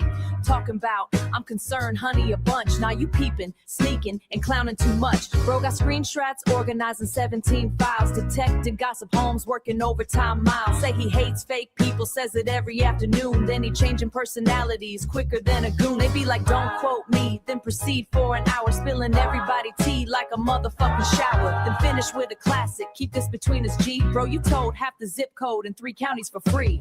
Ooh, there they go again. Talking out their necks like they're paying dividends. Talking behind backs wrong, yeah, that's what they say. Then they speed run gossip like it's game day.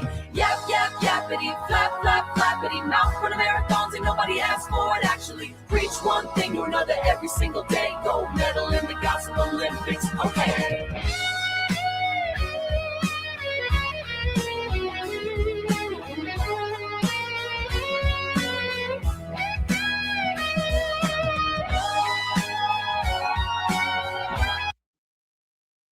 Whoops. Why do I keep doing that?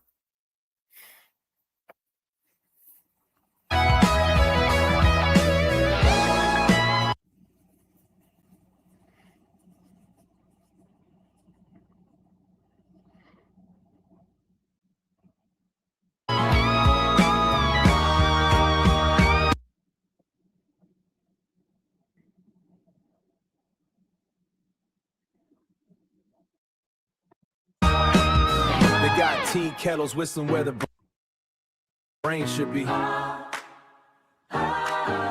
got tea kettles whistling where the brain should be. Neighborhood podcasts with no recorded feed. Every secret got leaked before the sun came up. These folks can hold water in a giant dump truck.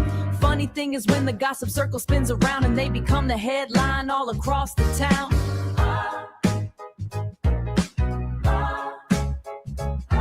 Now they crying's messed up. Why people so fake? Buddy, you invented that move, just a mad clown and play. Whole squad looking goofy, whole crew looking wild, acting 35 years old with middle school style. If hypocrisy was money, they'd be filthy rich. Talking trash in 4K while preaching like a little bitch. That was awesome. Even with the lagging, that was awesome. So that's JP. JP has amazing stuff. Go check out JP on JP's channel there. And he's got the True Crime channel in there too somewhere. Somebody posted, I think it was Mustang that posted it a little while ago. Awesome stuff. Great stuff. That lick was awesome. All right, so let's see here. Let's go back to this here. I do want to let's see here. Let's see here. All right, here we go. And welcome back. We recently spoke with the Grays Harbor County Sheriff about where the investigation stands in 2026 and whether he thinks the case will ever be solved. Yeah, so I was with the sheriff's office, and I was a North Beach resident deputy at the time. So I did, in the initial call, I did not have anything to do with the investigation during that time period. My area was up north, and this was East County, so I had nothing to do with it in the beginning. I think everybody got kind of connected to it. Hearing the investigators talk about the case when you're in the squad room and stuff like that. We had a huge response to this initial, initially thought that she was missing, just a missing person. and then turned into criminal later.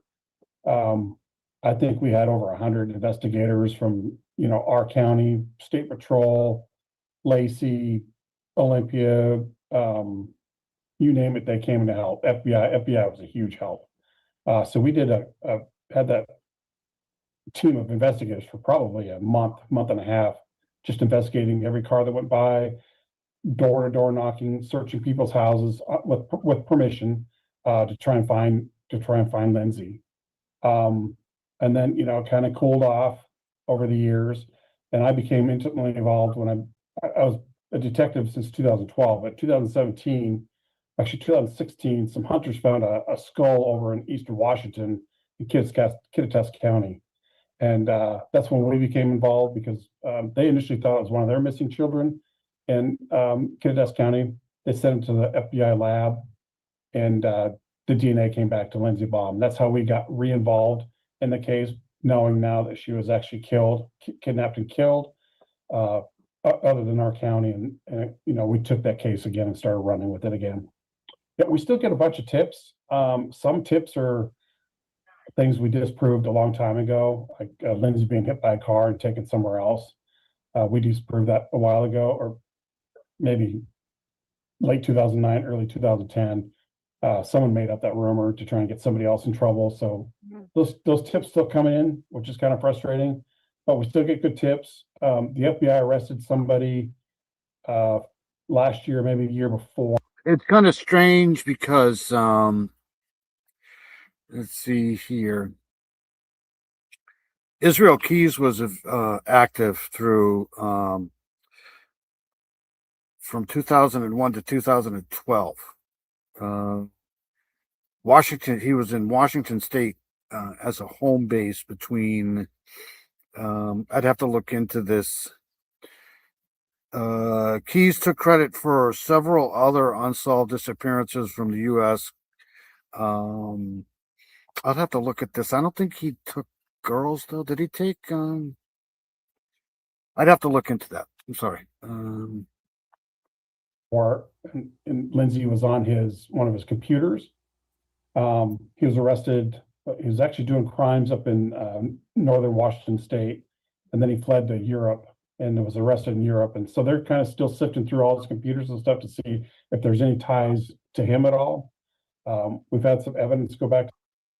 I do, like I say every week, I do appreciate all the support on this channel. You guys mean the world to me. I wouldn't be here if it wasn't for you guys. I probably would, but I probably wouldn't have any followers, that's for sure. And I do appreciate all the support, you guys coming out here to listen to my shit every Saturday night, early Sunday morning. But I'm not, it's not like, I mean, it's obvious that it's important to have some subscribers and, to get these cases out there, that's for sure. So, but I'm honestly really not here for that. It's just, it's not that at all. It's just to try to get some awareness on some of these cases, and that's it, really. But I do appreciate the support. You guys are amazing. To state lab just to see if we can find anything from the evidence. We've also been working with Microsoft as far as using AI to help solve these cold case type cases, and using AI to help manage, the timeline the case management. And so those are some things. We also, something out of the ordinary, we're working with a private investigator. Yeah, ice cream does not last long in this house here. Not with the people we have here. If you don't get the ice cream right away when the shopping's done, then you're not going to get the. With Rose Winquist, we had them sign NDAs to help us out, and they've been awesome in helping come up with a really good timeline of, like each step where we think Lindsay was at, they came up with that timeline. Because we're a small agent, we don't have time to do those types of things. So they've been a huge help in our investigation. We've also employed or used resources from the FBI And then Washington State Attorney General's office has also been helping out. So, Great. It's still active. We have a couple suspects in mind that we're looking at, but nothing concrete. Who's next on the list? If we roll somebody out, we come up, who's next on the list, and we'll start digging into that person. All right. So I'll keep an eye on this. I just wanted to bring this up because this is the obviously the anniversary of the Lindsey Baum case. Definitely still thinking about this case here. All right, so I do want to play. I'm right here now, so I might as well play this, and then I want to play another case here that I've been working on. But let's check into with this piece of dog shit here. 2020. Barry. All right, so I think we covered some of this earlier in the year, but there's a little bit more on this here with the Barry Morphew case here. Barry Morphew, surprising new persona exposed in the wife's murder case. He's suspected of unaliving his wife, Suzanne Morphew. Newly unsealed documents, and I have this somewhere in my computer here. Newly unsealed documents allege accused wife killer Barry Morphew rebranded himself before his arrest and lived under a fake name while staying with a woman in Arizona. Investigators say they tracked his movements. I believe in Arizona, they tracked him all the way down there. Are now revealing what he allegedly told her about his identity. So this is what he told this woman that he was living with. The claims add a new layer to the long-running case of death involving his wife, Susan Morphew. So here we go. And this guy's, he's innocent until proven guilty. I do have to say that because it's possible. I know it's slim. It's possible that he didn't do this, but I'm going a good 80% with this guy here. Here we go. Morphew says he didn't do it. Suzanne, if anyone is out there that can hear this, that has you, please do whatever it takes to bring you back. Now, newly unsealed documents are laying out what reportedly happened before his arrest last year. And we're learning that Barry Morphew allegedly did a full rebrand before he was apprehended and charged with murder. What he allegedly told a woman who he was living with in Arizona. One of the best experiences of my life was going to the Ben & Jerry's facility up in Vermont. That was awesome. Mustang, I was noticing that too. Yes, for sure. Southern Gal is still here. There's Southern Gal right there. For those of you who don't know Southern Gal, I'm pretty sure everybody here does, but Southern Gal's an amazing person. She does amazing work on these cases here, especially the missing person cases. Excellent work. She's amazing. She's a great person. Technically, we're all students of Mr. Steve, and I haven't seen Mr. Steve around in a while, for a long time. But Southern Gal is amazing, so feel free to check out Southern Gal. All right, here we go.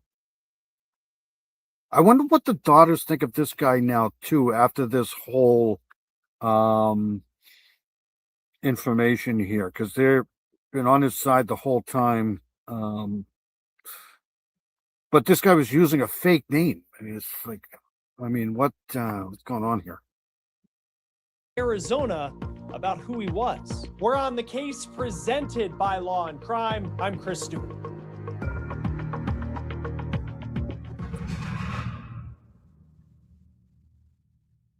All right, let's get to this big update in the case of Barry Morphew and the search for justice in the death of his wife, Suzanne. Now, if you've been following this story, you know that this goes back years, specifically 6.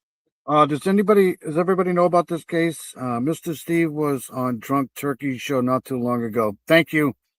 Are you getting bad weather?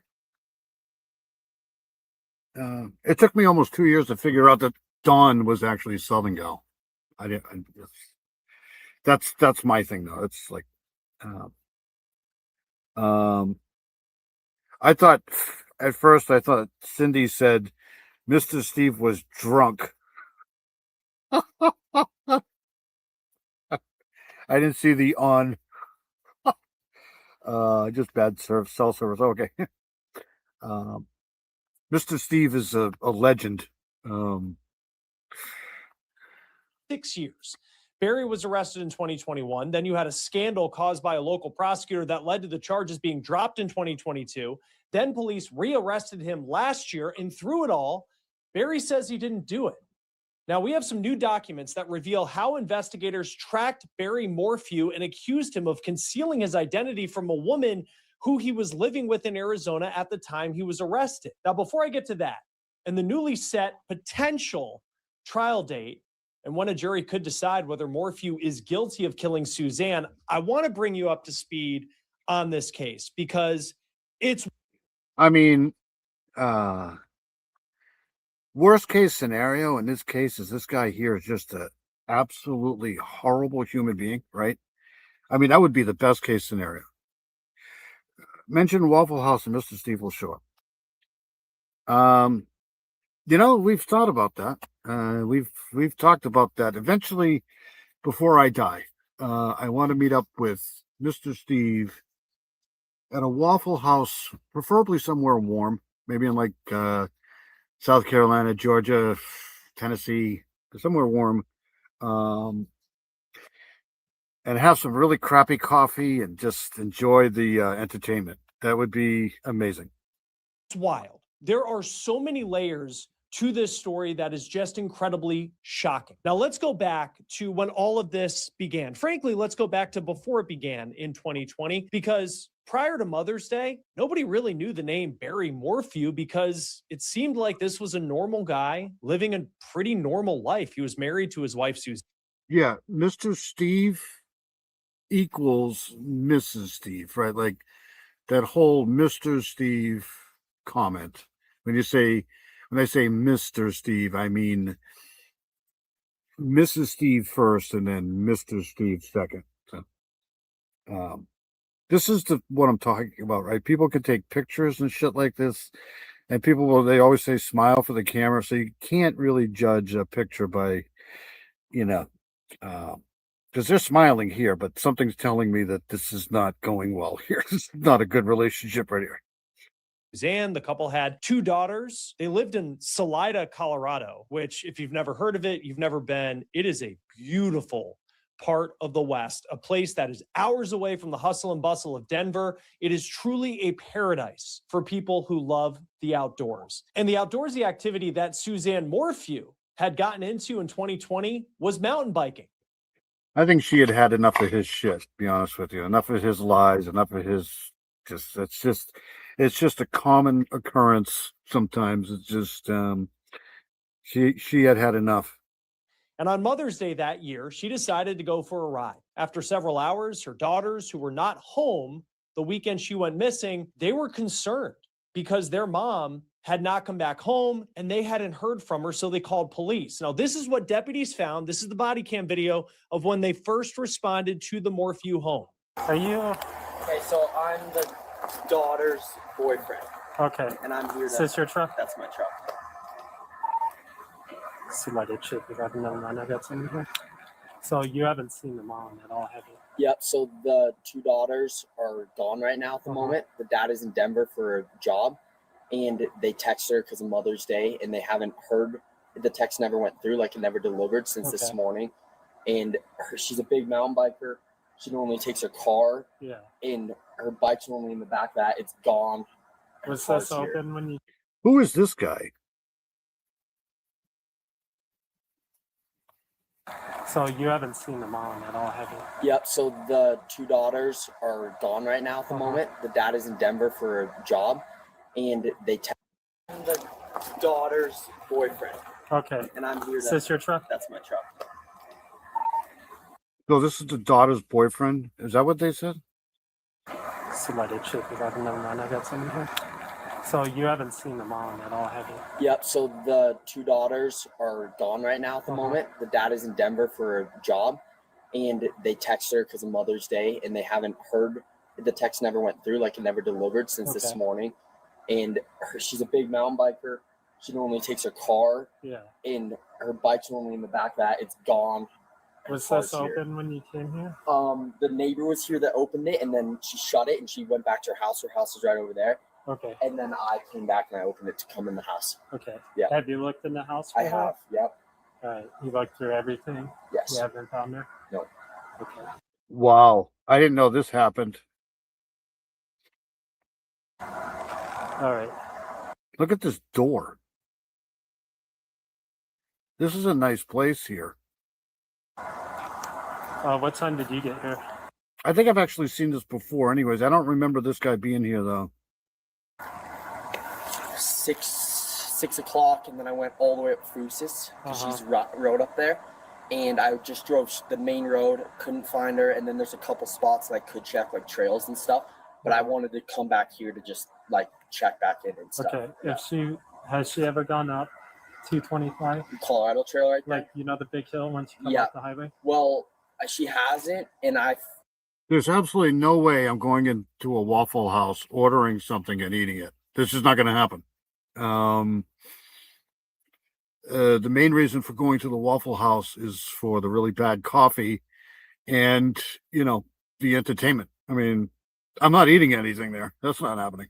If I want to eat something down south, I'm not going to a Waffle House. I'll go to like a Shoney's or a Friendly's or like an IHOP, but there's no way in hell I'm going to eat anything at a Waffle House. That's just not happening. haven't checked there yet because that climb at the beginning is really hard. Yeah. And I think that it would be out of characteristic for her to do that. But I mean, someone needs to go there, I think. Why would you say this? Like on care? Well, because it's kind of a crazy, Okay. it's kind of a crazy climb to get up there. It's like not really rideable. You got to push your bike before you can start riding. All right. Yeah. Do you have a driver's license on Yeah. you? It's in the truck. Here's my dad pulling up. That's your dad? That's my dad right there. Okay. So look, it's odd that her car is still in the garage. You hear her daughter's boyfriend. So that's her daughter's boyfriend, and he goes in the house. That's a little strange, right? Does anybody find that strange? Saying that she usually takes it when she goes mountain biking, and there was no sign of forced entry. There were no broken windows in the house. So at this point, she's a missing person. All of this is just odd. Deputies went out searching for Suzanne, and eventually they track her bike down. It was less than a mile from her home. But an interesting part of that was her helmet was 0.8 miles from her bike. Suzanne?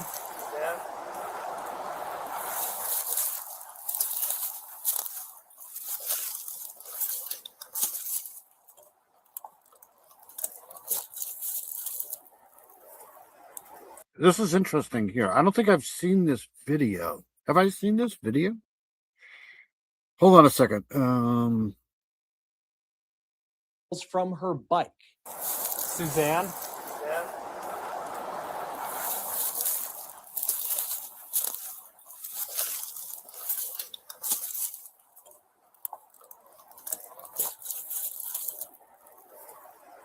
Yeah. Maybe see if you can get that up to the road and then check the serial number or call the husband and see what kind of bike she has.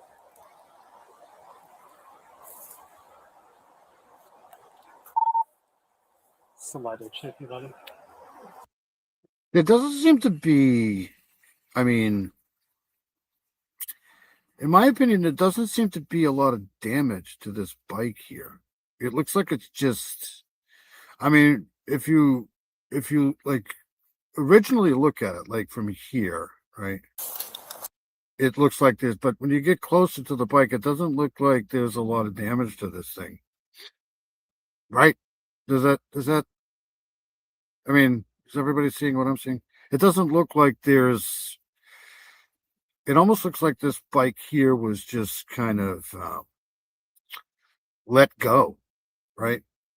Because there's no, I mean, if somebody was riding this bike down this hill, I don't know. This seems to be a little staged to me, this whole bicycle thing here.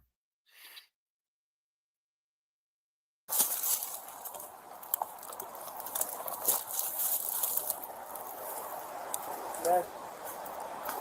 Maybe see if you can get that up to the road and then check the serial number or call the husband and see what kind of bike she has.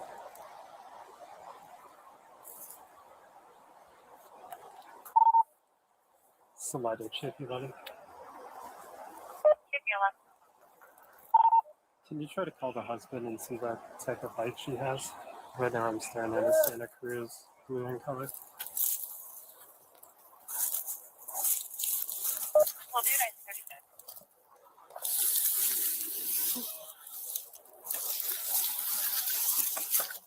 What are they doing? Oh my God. What are they doing to this bike? Wow. Wow.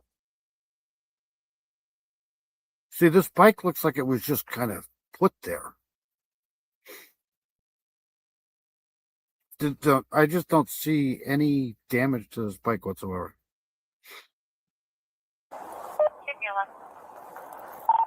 Can you try to call the husband and see what type of bike she has? Right now I'm staring at a Santa Cruz blue in color.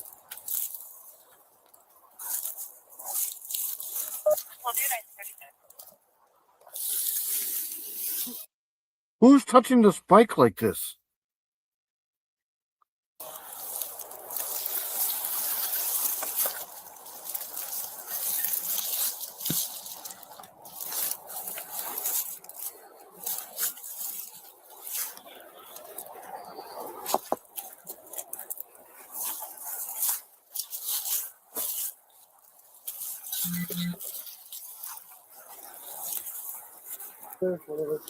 Wow.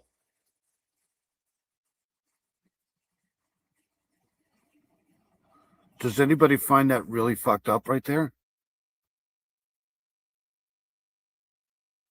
I mean, is that the cops that did that? Is that a cop that did that? Wow.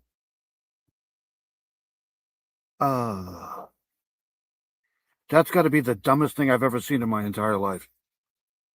This bike looks perfect, though. There's nothing wrong with this bicycle. You would think that if somebody drove this bike down that hill and crashed this bicycle, there'd be a little bit more damage than this.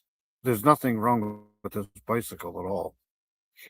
I mean, it looks used for sure. It looks like it's been ridden before, but no bent steering wheel or handlebars, no bent sprockets, nothing. I just can't believe they touched it. What are they doing? Well, you can't make this stuff up, man. No wonder why they're having a problem with this case.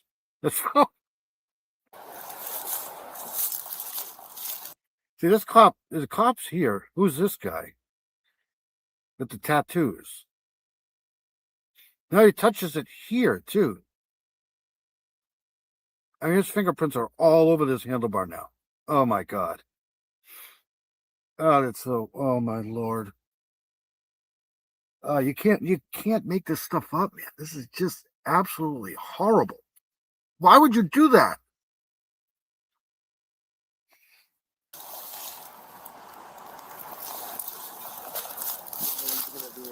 Yeah, touch the seat too. Yeah. No, there's nothing wrong with this bike at all. There's no like grass here. Like if you're driving this bike down this hill by accident, right? There'd be dirt here, dug into these pedals here, grass. There's nothing wrong with this bicycle at all. But I don't think they're going to get any evidence off this bike now because it's just been, I can't believe this. Because the rim's not going to, I'm just looking at the rim. It's not bad. What is it? One crown, Kev.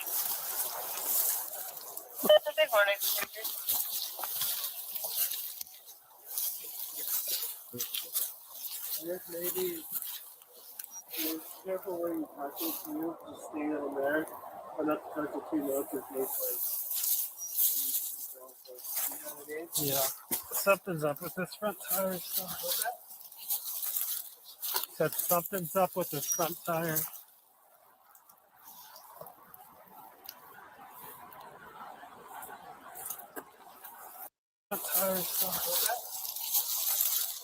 Said something's up with the front tire.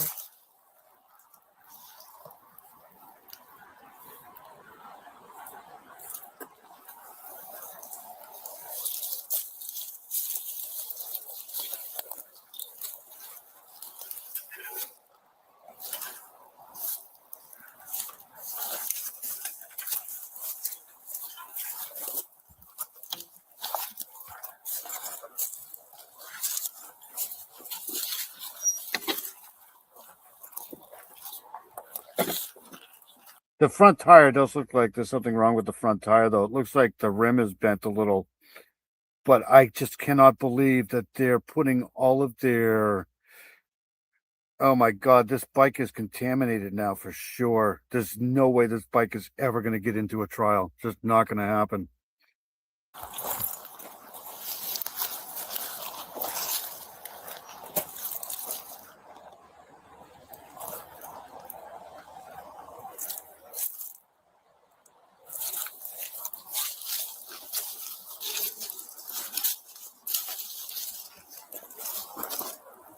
This is where Barry Morphew enters this story for law enforcement. Deputies call Suzanne's husband when they find this bike. And Barry, he worked in construction, kind of a landscaping job, and he had left early that morning to go to the Denver area, which is more than 2 hours away, for a job. And he told deputies that Suzanne was sleeping when he left, which was around 5 o'clock in the It's just, to me, you know, like they just, in Colorado, man, they have every intention in Colorado of screwing up a crime scene. I mean, that's just their mantra. I mean, from the John Benet Ramsey case to this, it's just, there's got to be, they must have dusted that thing before they picked it up. There's got to be more, because that doesn't even, I mean, that's, somebody up here said something about crime scene investigation 101, right? It's like, they must have,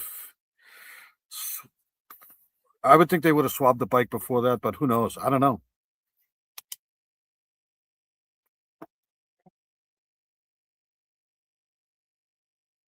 in the morning. Now, he was also working all day, he said, so he didn't plan on talking to his wife, but then he gets a call from neighbors who are concerned that Suzanne was missing. So this is more body cam video here. This is deputies' first interactions with Barry Morphew when he made it back to the Salida area. And I want you to listen closely to what Barry says. Where is it? Where's the bike? Oh, it's right there. Where was it? It was like just right down here in this little embankment right here. So, flight tickets, dude. We got the husband on the scene here with me.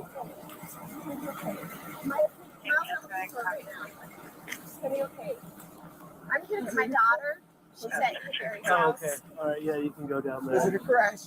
I mean, the bike looked, the way it was laying, it kind of looked like it, but there's not really that much damage to the bike.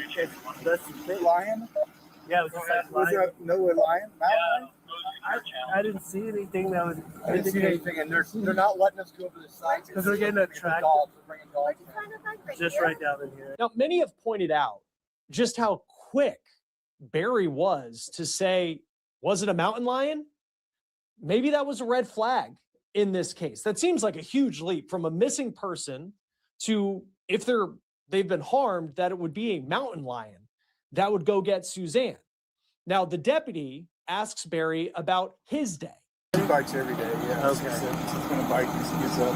So she was asleep in the bed when you left. Did you say bye to her or anything? No, she sounds asleep. Okay. Always leave her. So the last time you probably actually saw her was this morning.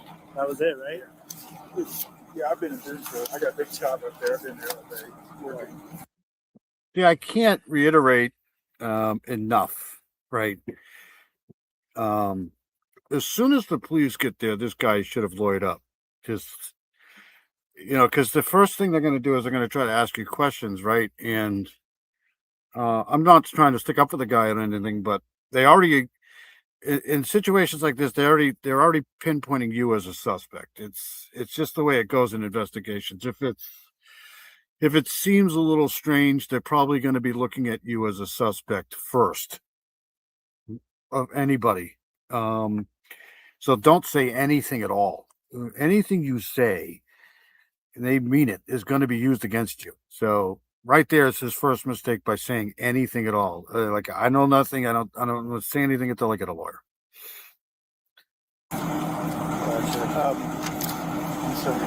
No, it's all good, man. We're doing the best. We got a lot of people coming. Yeah, they've got. Look through the house. Yeah, they got the house, and what we're doing is we're keeping people out of the house because if the dog comes, they want to get a scent from out of the house. Yeah. So they don't want to pollute that scent. So that way we can start trying. And I walked up this.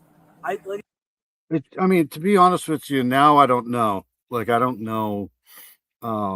After seeing that whole bike exchange there with the cops, and I mean, I don't know, man. I don't know. That's a key piece of evidence right there. The bicycle is like the whole thing. It's like the whole fucking case is the bicycle, in my opinion.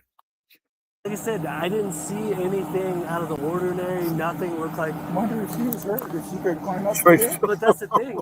When we came here, still was daylight, right? So if she was right here, somebody would have easily, 100% Dewey.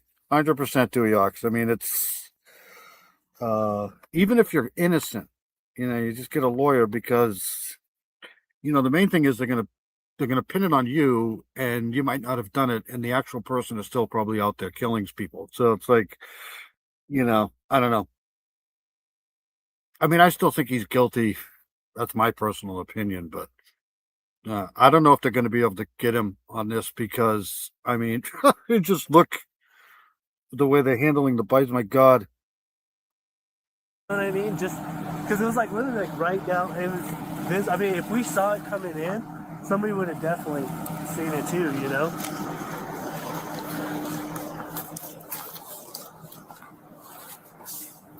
It's almost always the husband. Almost always the husband.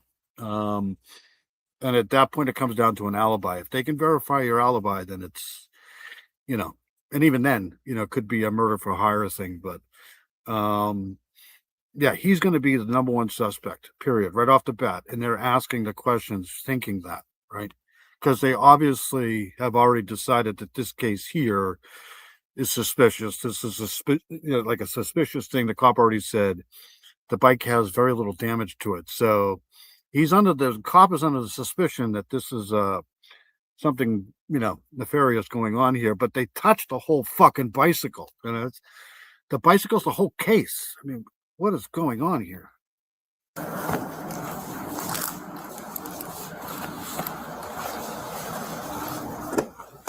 So Barry seems emotional. And look, any husband in that situation would be emotional. You don't know where your wife and mother of your children is right now. She's been missing for hours in the Colorado wilderness.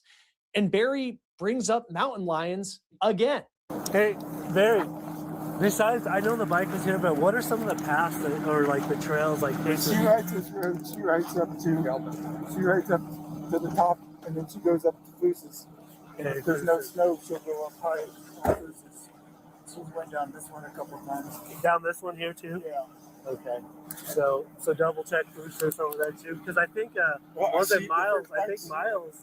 Yeah, I know. We just want to double check everything. So yeah. Did anybody look for foot tracks on the road? I haven't seen anything really, but people tracks near lion. I didn't really notice, but I won't lie, I'm not like an expert tracker or something, Yeah, so my partner is actually the one that saw it and picked it up, but it was like it was weird because it feels like the top of the bike was like up this way.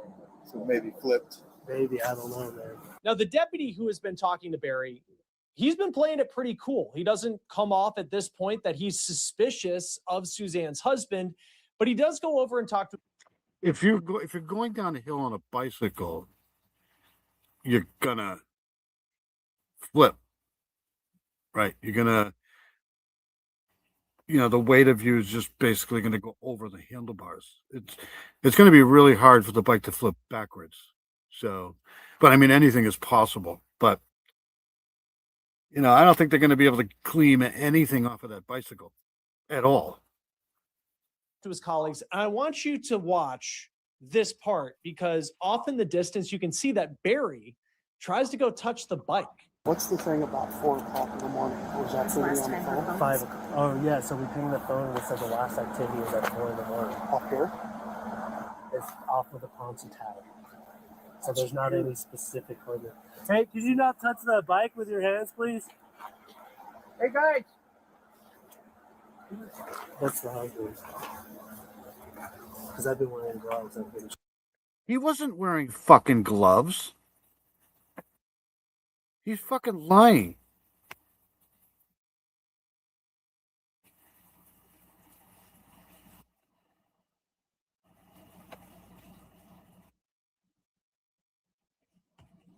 Husband and see what type of bike she has.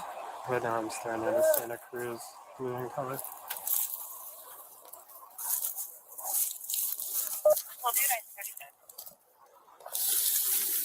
Do you see gloves on this guy's hand?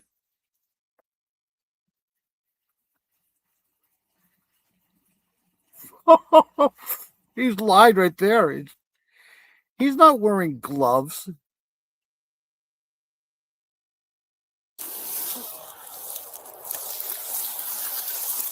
Where's the gloves? I don't see gloves on this guy's hand.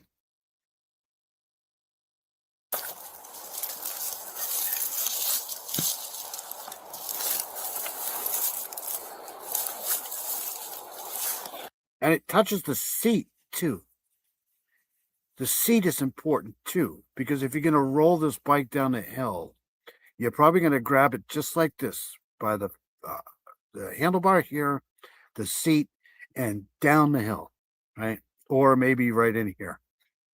This guy, whoever this guy is with the tattoos, and I'm pretty sure they can find out, is not wearing any gloves at all. There's no gloves on these guys' hand. And I don't know, and he touches the entire handlebar, the entire pipe here, the entire thing.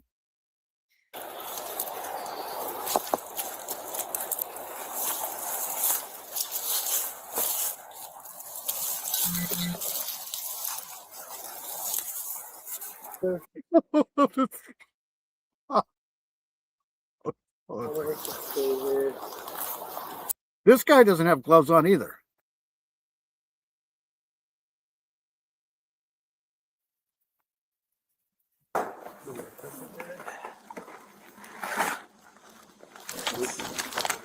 No, we should just be fine with one. Like the top of the bike was like up this way. So maybe flipped. Maybe, I don't know, man. Now, the deputy who has been talking to Barry, he's been playing it pretty cool. He doesn't come off at this point that he's suspicious of Suzanne's husband, but he does go over and talk to his colleagues. And I want you to watch this part because off in the distance, you can see that Barry tries to go touch the bike. What's the thing about 4 o'clock in the morning? Was that somebody on the phone? 5 o'clock. Oh, yeah. So we pinged the phone and it said the last activity was at 4 in the morning. Up here? It's off of the Ponce Tower. So there's not any specific limit. Hey, could you not touch the bike with your hands, please? Hey, guys. That's the husband. Because I've been wearing gloves. I've been trying not to. What the fuck?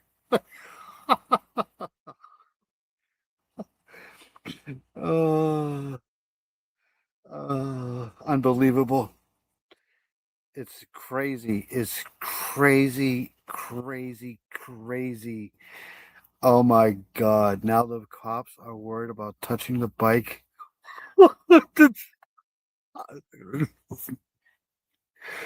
Okay. This is fucked up. Law enforcement has to consider everyone involved. And you do hear that kind of subtle sense of suspicion in their voices when they're talking about Barry and how he's acting. They then get Barry to come with them back to his house. And that's where investigators would find. Honestly, if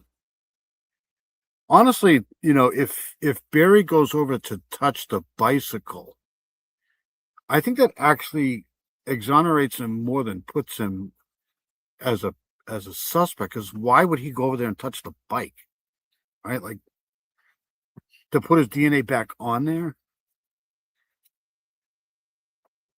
it actually makes sense if Barry's DNA was on. Absolutely.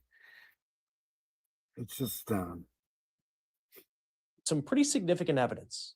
And sir, when we go inside, let's just go directly to where something that she's born today, and let's not touch anything just for in case. Okay. Is this unlocked? Yes. now we got gloves. Which way would that be? This way? So this guy here, this is a different cop that was at the bicycles, right? At the bicycle. This is a different cop here. I don't know. This whole thing is crazy. This is a nice house.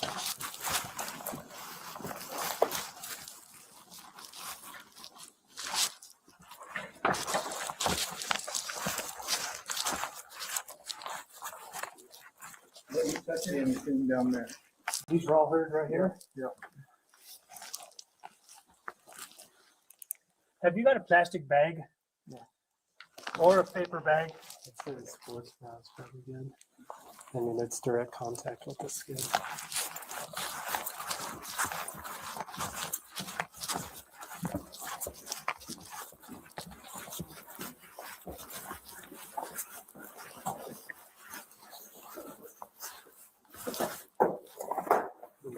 And to be honest with you,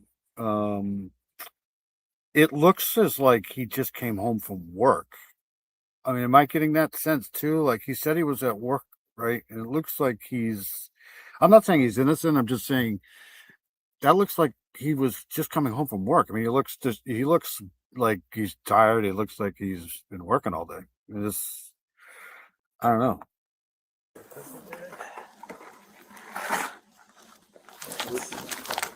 No, we should just be fine with one.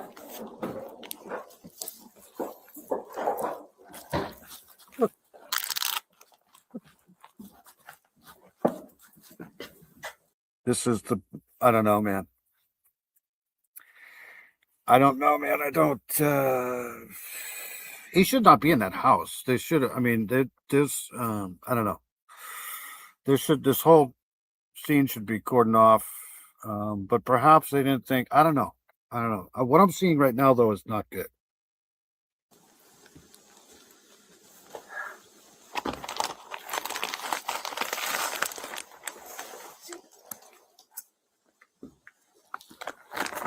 How do you turn on the exterior lights? Which light switch is it? All of them do? Yes, you want secure.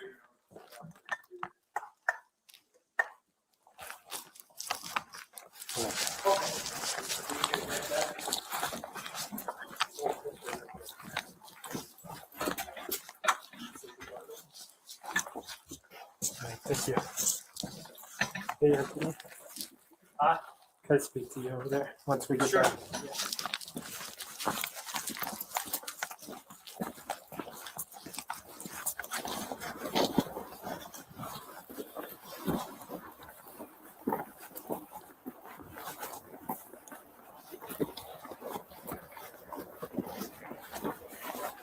So the deputies grabbed some shorts from the house and they put them in a plastic bag and they have Barry walk away from the home. But listen to this moment here and what the deputies seem to say to each other about possibly those shorts meaning something more than just being an article of clothing that belonged to Suzanne. What you grabbed, right? Those shorts? Yeah. Those are for mountain biking. Yeah. Like the padded shorts you were wearing. Yeah. Yeah.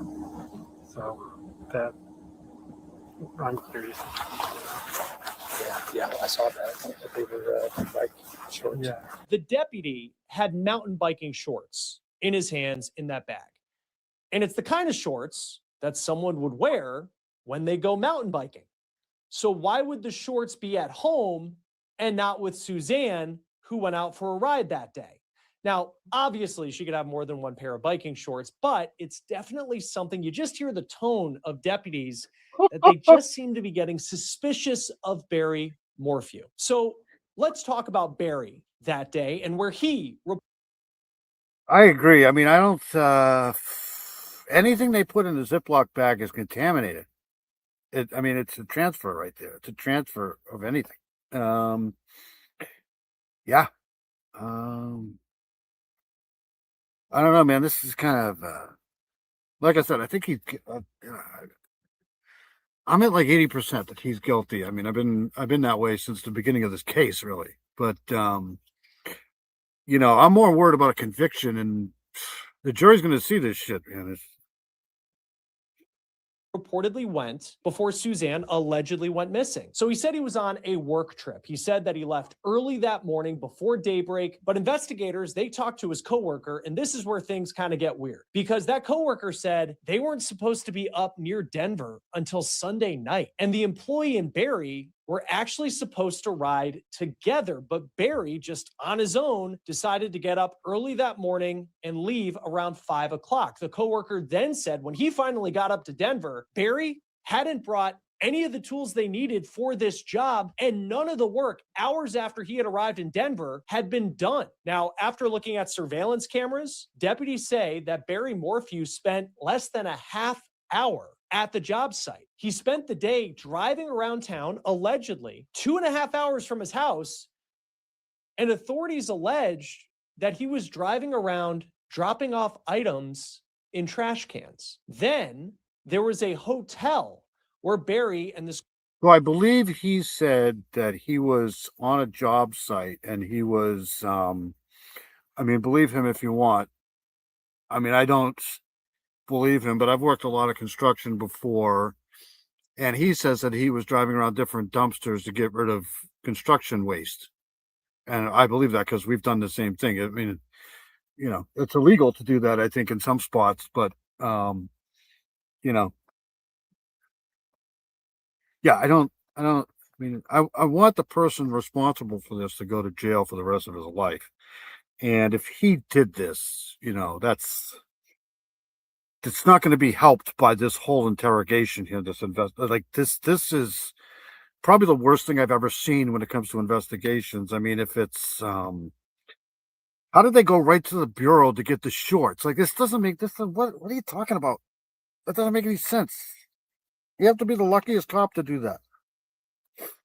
His coworker were going to stay. And back in 2020, that coworker, he tells the Daily Mail that he goes to the hotel room where Barry was staying, and there was the smell of chlorine, which the hotel staff says is odd because first off, they don't got a pool at this hotel, like one of those indoor pools that just stink up the entire place with chlorine. But also the cleaning staff allegedly said they don't use chlorine to clean the rooms. So why would it be there?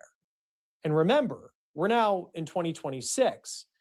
That chlorine could really be a chilling clue. Now, when we look at pictures of the Morphews, it's cliche. I mean, she was a pretty good looking woman for her age. I mean, this is a good looking couple right here. I mean, I don't think they were happy at all, though. I think she was cheating on him, and I think he was cheating on her. So I don't know why they're smiling here, but like I said, looks can be kind of deceiving.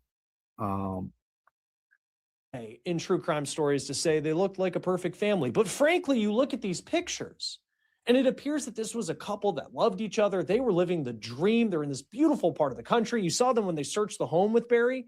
I mean, that house looks awesome. Barry told investigators he had a great marriage with Suzanne. That allegedly, according to law enforcement, was bullshit. That's the bullshit part. Both of them were recording each other to find themselves recording themselves and get the divorce. Like, I know every relationship has issues, but these guys were recording each other. Was a lie. So I want to go back to the body cam video we have from the day that Suzanne was called in missing. And deputies are talking to the boyfriend of one of the Morphew's daughters and his dad. And the deputy asks about the Morphew's marriage. And the boyfriend could have done the whole thing. I mean, what was he doing there going through the house? Right? Like, that's so weird. Unless he was told to go there and go through the house. I got to look at this document again because the daughter's boyfriend could have done this whole thing. The daughter's boyfriend could have been paid by the husband to do this. I mean, why is he there going through the house? That's weird. This is what the boyfriend of one of their daughters said. I know this is a weird question, but do Barry and Suzanne get along pretty well?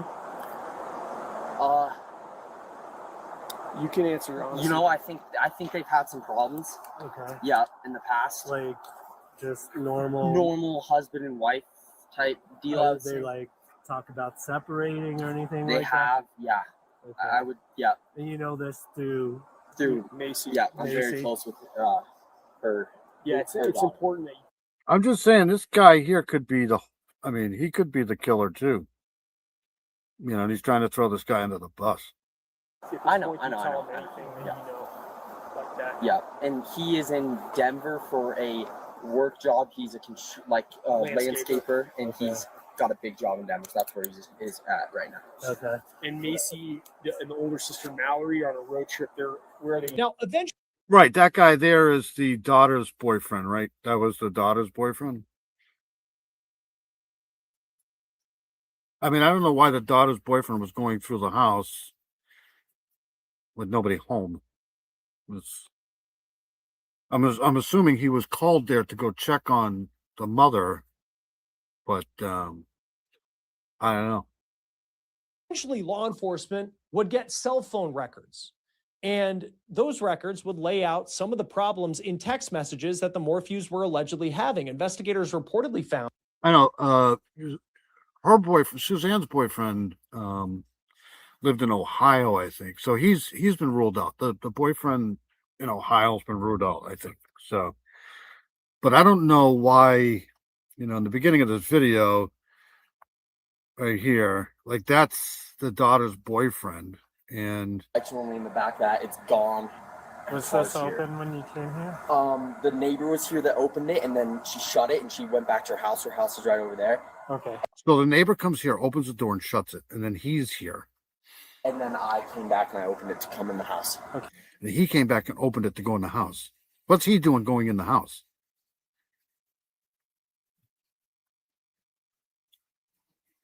Yeah. Have you looked in the house for I her? have. Yep. All right. You looked through everything? Yes. You haven't found her? No. Okay. All right. What time did you get here? He Did loves they it. like talk about separating or anything They like have. Yeah. that? Okay. I would. Yeah. And you know this through Macy. Yeah. I'm Macy. very close with her. Yeah, it's her daughter. important that you. I know. Tell them anything that you know like that. Yeah, and he is in Denver for a work job. He's a landscaper, and he's This guy knows an awful lot for what's going on here. So I don't know, man. The defense is going to bring all of this shit up, man. If they're smart, they're going to bring all of this shit up. This guy here is the daughter's boyfriend, right? He's just there, going through the house, contaminating the whole house. Then you have the cops with no gloves on, grabbing the bike, touching the bike in every possible conceivable way. You can touch the bike and be fucking stupid, right? It's like, this is not going to go well. got a big job in Denver. So that's where he is at right now. Okay. And Macy and the older sister Mallory are on a road trip. Where are they? Now, eventually law enforcement would get cell phone records. And those records would lay out some of the problems in text messages that the Morphews were allegedly having. Investigators reportedly found that Barry had alleged. They literally hated each other. I've got this whole affidavit here somewhere in my computer. Allegedly deleted a text chain with his wife that included a screenshot of a message from Suzanne, which read, quote, "I'm done. I could care less what you're up to and have been for years. We just need to figure this out." So this is the reveal. This is a text from Suzanne that stated, "I'm done. I could care less what you're up to and have been for years. We just need to figure this out civilly." Right? So this whole thing is going to turn on Barry Morphew, right? Anytime you have any of this stuff, but she was cheating on him too. So, but I know they've pretty much ruled out the boyfriend. Out civilly. According to investigators, Suzanne was having an affair with someone who lived away from Colorado. The truth is, when you look at the text messages, this wasn't a happy marriage like Barry had allegedly told investigators. This was a marriage that was crumbling. And now, if you're an investigator and you're trying to figure out what Yeah, it's possible. Like anything's possible. That's why you don't contaminate a crime scene. Because it's like, as far as I'm concerned, the bike is the most important thing. Because that's, if you read over the case, like this, that's how it all happened. Like she's, it's the crux of the case. The bicycle, that was the last thing she was on. It's important. happened here, whether this woman went missing under foul play circumstances, you might just have a motive. Now, while investigators are figuring that out, Barry was not hiding from the public. He, in fact, was going in front of cameras. He was calling for tips. I agree. And I think I know now why they decided not to bring this case forward the first time and, decided to try to get some more evidence. The body, finding her was important, but this case here, they're gonna need a lot to convict this guy. He was pleading to the public for information that could bring his wife home. Suzanne, if anyone is out there that can hear this, that has you, please do whatever it takes to bring you back. So cell phones are really important in this case because they don't just reveal some text messages showing a failing marriage. Investigators say cell phones showed a lot more. So Barry Morphew appears to have allegedly turned off his cell phone on May 9th at 2:47 p.m. He then turns it back on at 10:17 p.m. Now, May 9th is the day before Suzanne was reported. Right. I don't want to get into all of that. I've gotten into that before. I've gone over the cell phone data, all of the the whole timeline of events, all of that stuff. I just wanted to go over some of this stuff, but the whole contamination thing took way too long. Maybe I'll play part 2 next week, but I do like I said, I think he's guilty. I'm like 80% he's guilty, but good luck trying to get a conviction on this case. They're going to need a lot. They're going to need more than what they got, I think, because this was a botched investigation. To be honest with you. All right, so I got to move on to this case here. Hold on one second here. I apologize for all of the issues in the beginning. Next week is next month. Thank you, Paula. True. I can't believe it's already going to be July next week. Summer's already pretty much over, but it's going to be nice and warm next week, so that's the good news. All right, so we're going to play this one here. 3 women charged with the unaliving of a South Texas mother.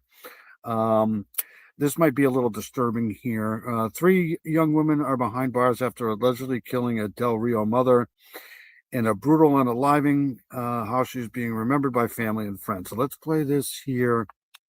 I'm going to try to go rapid fire in this thing here because I got a lot I want to cover. So here we go. Of a Del Rio mother whose friends say her kindness touched everyone she met. 32-year-old Caroline Peña, known to loved ones as Caro, died last night after police say she was stabbed multiple times. And police say it happened in the middle of the day on one of the busiest roads in town. And tonight, these 3 women are in jail for her murder. Arlisa Nieves has the story. Caro Peña's friends say she was impossible to forget. She was everybody's bubbly person. She just had this infectious laugh. Zelina Ochoa says she and Caro met as teen moms, learning motherhood and life side by side. She was one of those people that she was born to be a mom. So she really loved to be a mom. Caro was 32 years old, a twin and a mother of 5. Her friends say she was the kind of person who could turn your day around and the kind who showed up when others didn't. If you needed something and she had it, even if it was her last, she was going to give it to you. Her best friend, Cristina Salinas, says the two were inseparable. They had just hung out Wednesday night. Yesterday, Cristina says she missed a call from Caro shortly before the confrontation. I feel like if I would have answered that call, I honestly, I would have been there with her, honestly. Del Rio police say officers were called to the Valverde Regional Medical Center around 2 Thursday afternoon after Gatto arrived with multiple stab wounds. Police say the assault happened on East 10th Street. They stabbed her twice on her back. Yeah, confession will probably work.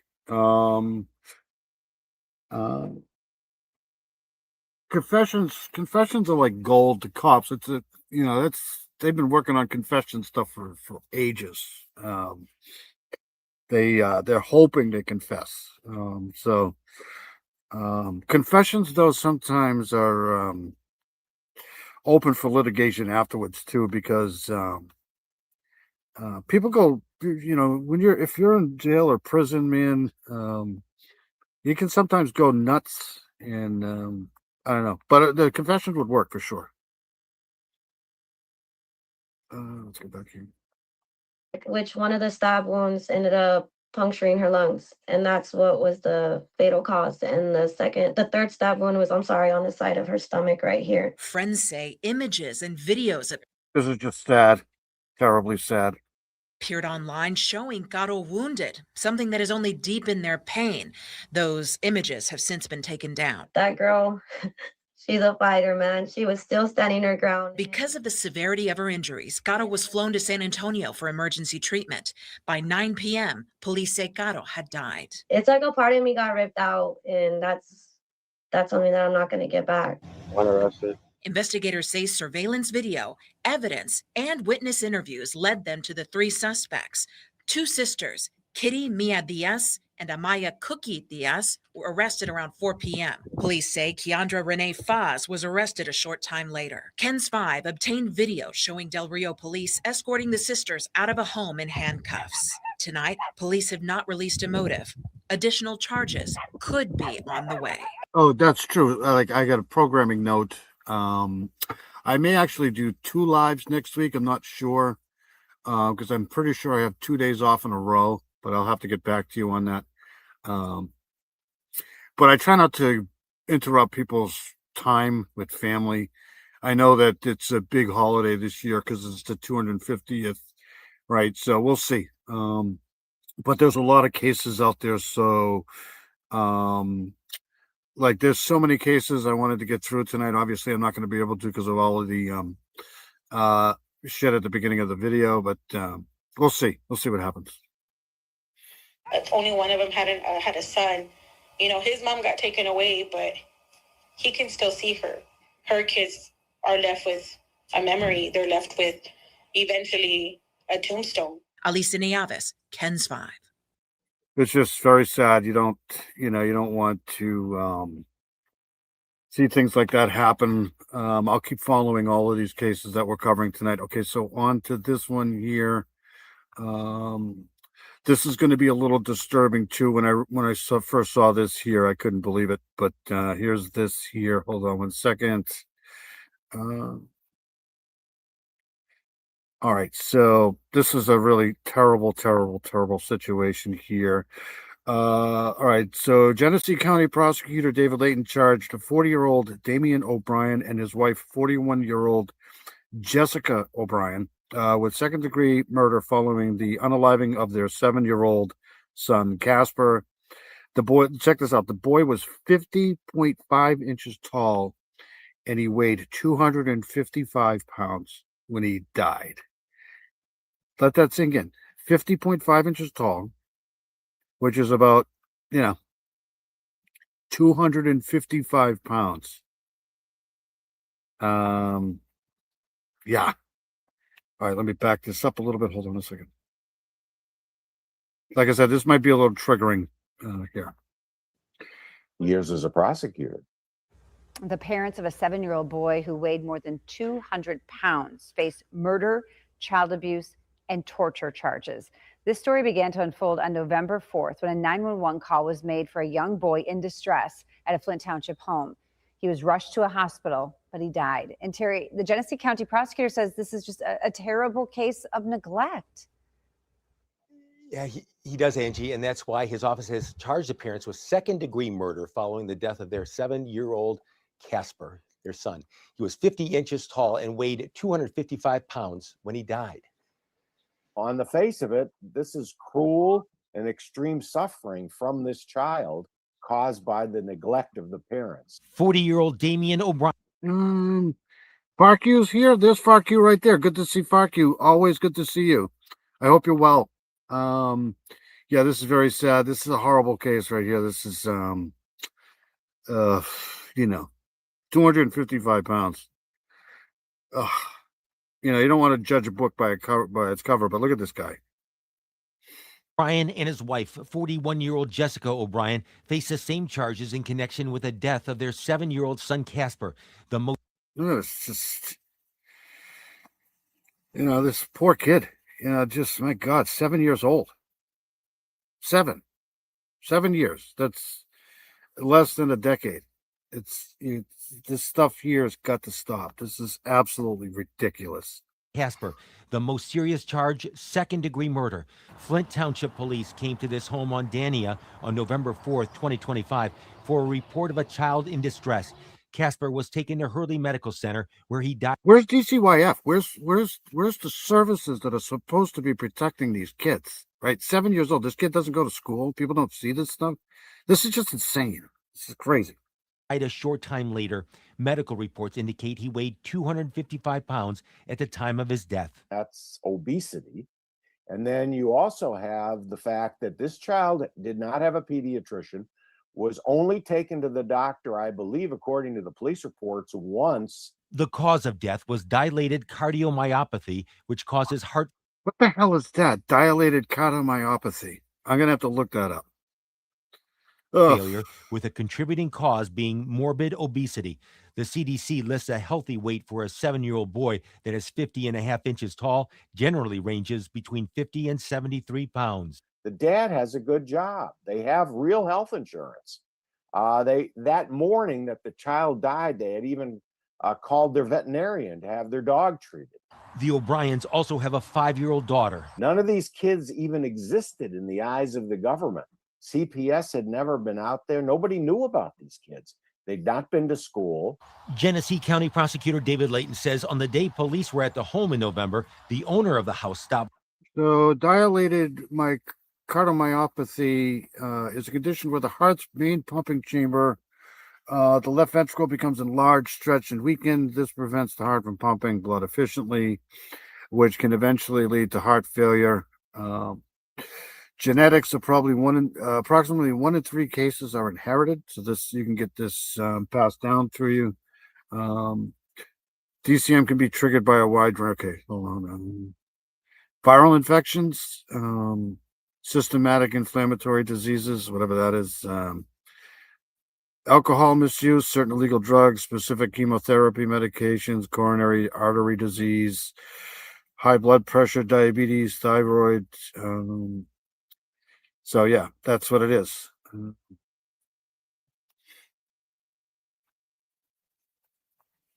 By concerned, believing the house was falling into disrepair and the couple wasn't letting him in the house, instead leaving the rent on the porch. I can't think of what else this is other than extraordinary, terrible neglect. And to me, that's willful and wanton misconduct, which is second-degree murder. And police described the living conditions in the home as a hoarding situation. Now, I could not reach the O'Brien's attorney for comment. They are being held at the Genesee County. Yeah, I mean, by the looks of it, thank you, Mustang, for that. Appreciate that. We have a lot of great creators here in this channel, in this chat. Always do. We got Southern Gal in here. We got Mustang. We got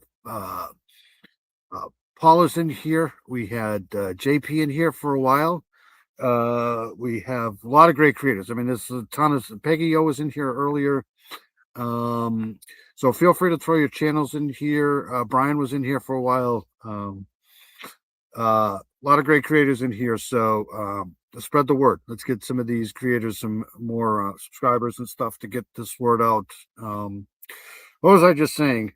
A lot of this stuff here with this kid could have been, handed down, but this is definitely neglect here for sure. There's no doubt in my mind. In jail on no bond. All right. let's see here. I want to play this here since we're right here. Because I've been following this here all week too. This is the actually, yeah. Yeah, we'll play this one here.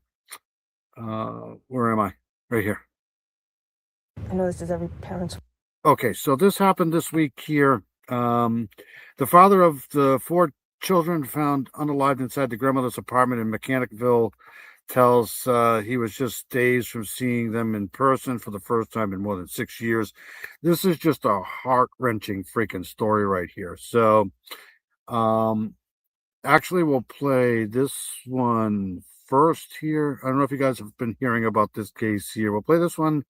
This was done 3 days ago, and then we'll play that one. Mechanicville. We're at the Mechanicville Police. Okay, so Mechanicville Police. This was done 3 days ago. Mechanicville Police have released the identities of the 6 people found unalived in a home in Harris Avenue. This reminds me of the Ohio case. So here we go. News starts now with breaking news. Good evening, everyone. I'm Tom. Oh my God, Charlotte's here. Charlotte's in the chat. Hey, Charlotte, good to see you. I haven't seen you for a while. I hope you're well. Did we just get raided? Probably. It's always good to see Charlotte in here. Like I said, I hope you're doing well. Charlotte's an amazing human being. She lives across the pond here in England. And we've missed you, but I'm glad to see you for sure. Charlotte's amazing. Tom Bosco coming to you live right now from Mechanicville. We're at the Mechanicville Police Department, where we are bringing you everything that we know right now about the deaths of a family of 6 found in their apartment last night. A neighbor told us the family had not been seen for weeks. This afternoon, police identified the people. It was a mother, a grandmother, and 4 kids. The kids were between the ages of 13 and 10. A mother, a grandmother, and 4 kids are gone. Literally gone. Police at this point have not told us a cause of death. There are still a lot of unanswered questions about this, but we have our CBS 6 team working to get you some answers on this. We've got team coverage on this tonight. Brianna Sapardi has been looking into the family and the family dynamics that may have been in play with this tragedy. But first, Anthony Krolikowski has been in Mechanicville all day long. He is at the John S. Moore Homes right now with all of the details that we know. Anthony, what are police telling us now? Good evening, Tom. Well, at this point, we know that, as you said, there are 6 people who were deceased, found in one of these apartments behind me right here on Harris Avenue. At this point, Harris Avenue is back open. The crime scene is down, and police left a couple hours ago, but we just did see one cruiser go by just a few minutes ago at this point. And while the investigation was ongoing today, the community was very active. There was kids playing in the local park, and the community members were out at different picnic benches, all while this neighborhood was practically a crime scene in its entirety in certain aspects, as there was the 2 apartments, the one where the grandmother lived behind me and another one, as you hear from Bree, where the mother lived. We spoke to one neighbor who tells me he hadn't seen the grandmother in weeks. Honestly, it's been about 2 weeks. A little over 2 weeks was the last time I've heard or seen any commotion going on out back over here. Austin Moody says he used to see his neighbor, 64. Just a whole family just wiped out. Just one day. One day everything's going great. Then all of a sudden, an entire history of family is gone. Just crazy. 4-year-old Amy Stedman outside her apartment with her 4 grandkids playing. Now it's a crime scene. But yes, no, they were such a happy family. I don't understand why something like this would happen. Stedman's daughter, 44-year-old Sarah Myers, lived at the complex with those 4 children. Mechanicville police say all 6 of them were found dead in Stedman's home. That was a camera. Look at that. That was a camera right there. And I'm sure there's one on the other side too, probably. say all 6 of them were found dead in Stedman's home. Moody says the father is not around. From what I heard, there was a custody battle with the dad. Police identified the children as Harper, Hudson, Gavin, and Gracelyn Harmon, ages 13 to 10. Current evidence. That's so freaking sad, man. Look at these bikes. Ugh. It just makes you want to punch something, man. Look at these bikes. Just 13 to 10. Current evidence points to no individuals other than those who passed away being involved. I mean, I don't believe that there is foul play involved with anybody else, honestly, because it's been completely quiet. There's been no crazy. We hope you have a great week, Cindy. Thank you so much for coming in. Always appreciate you being here.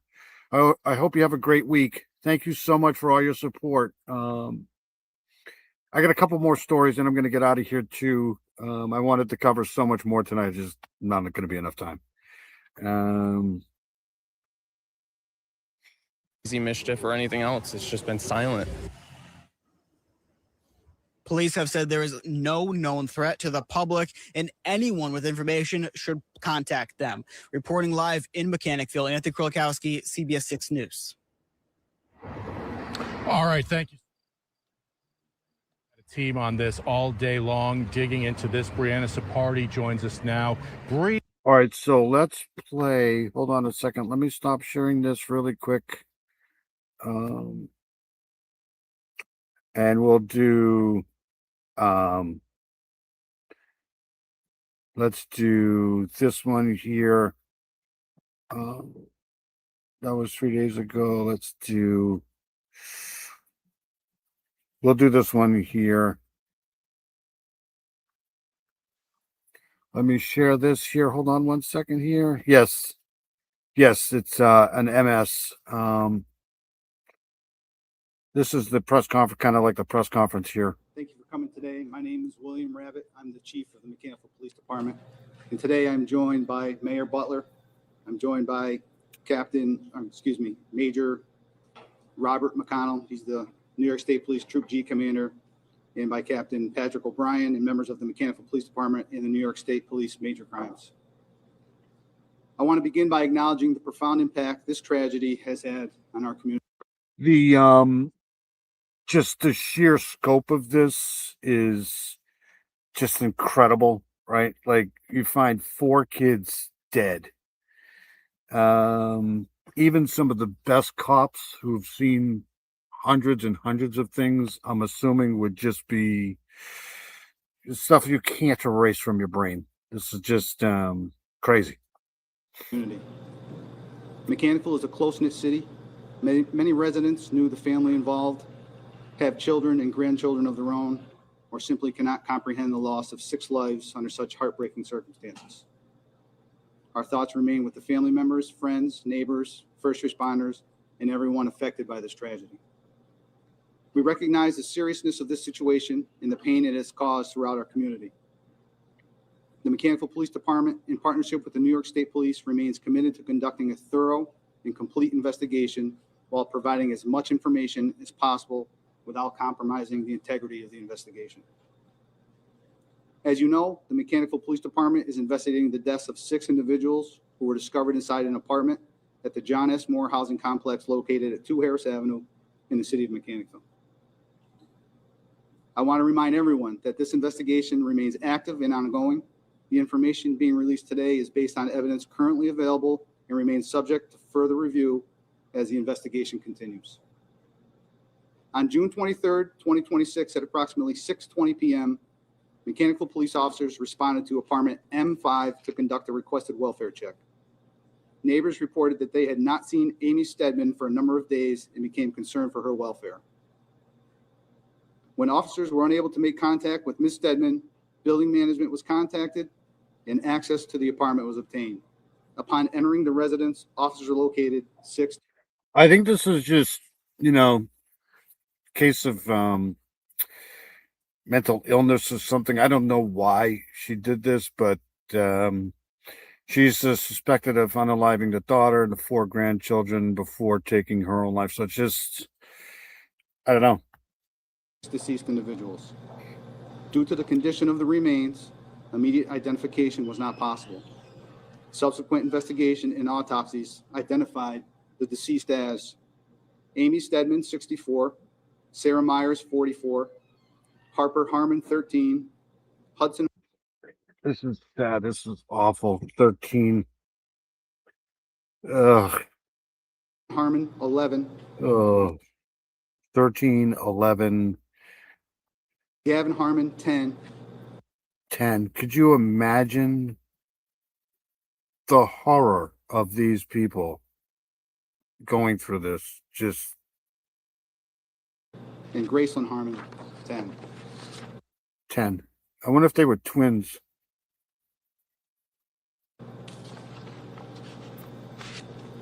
Amy Stedman was the mother of Sarah Myers and the grandmother of the 4 children.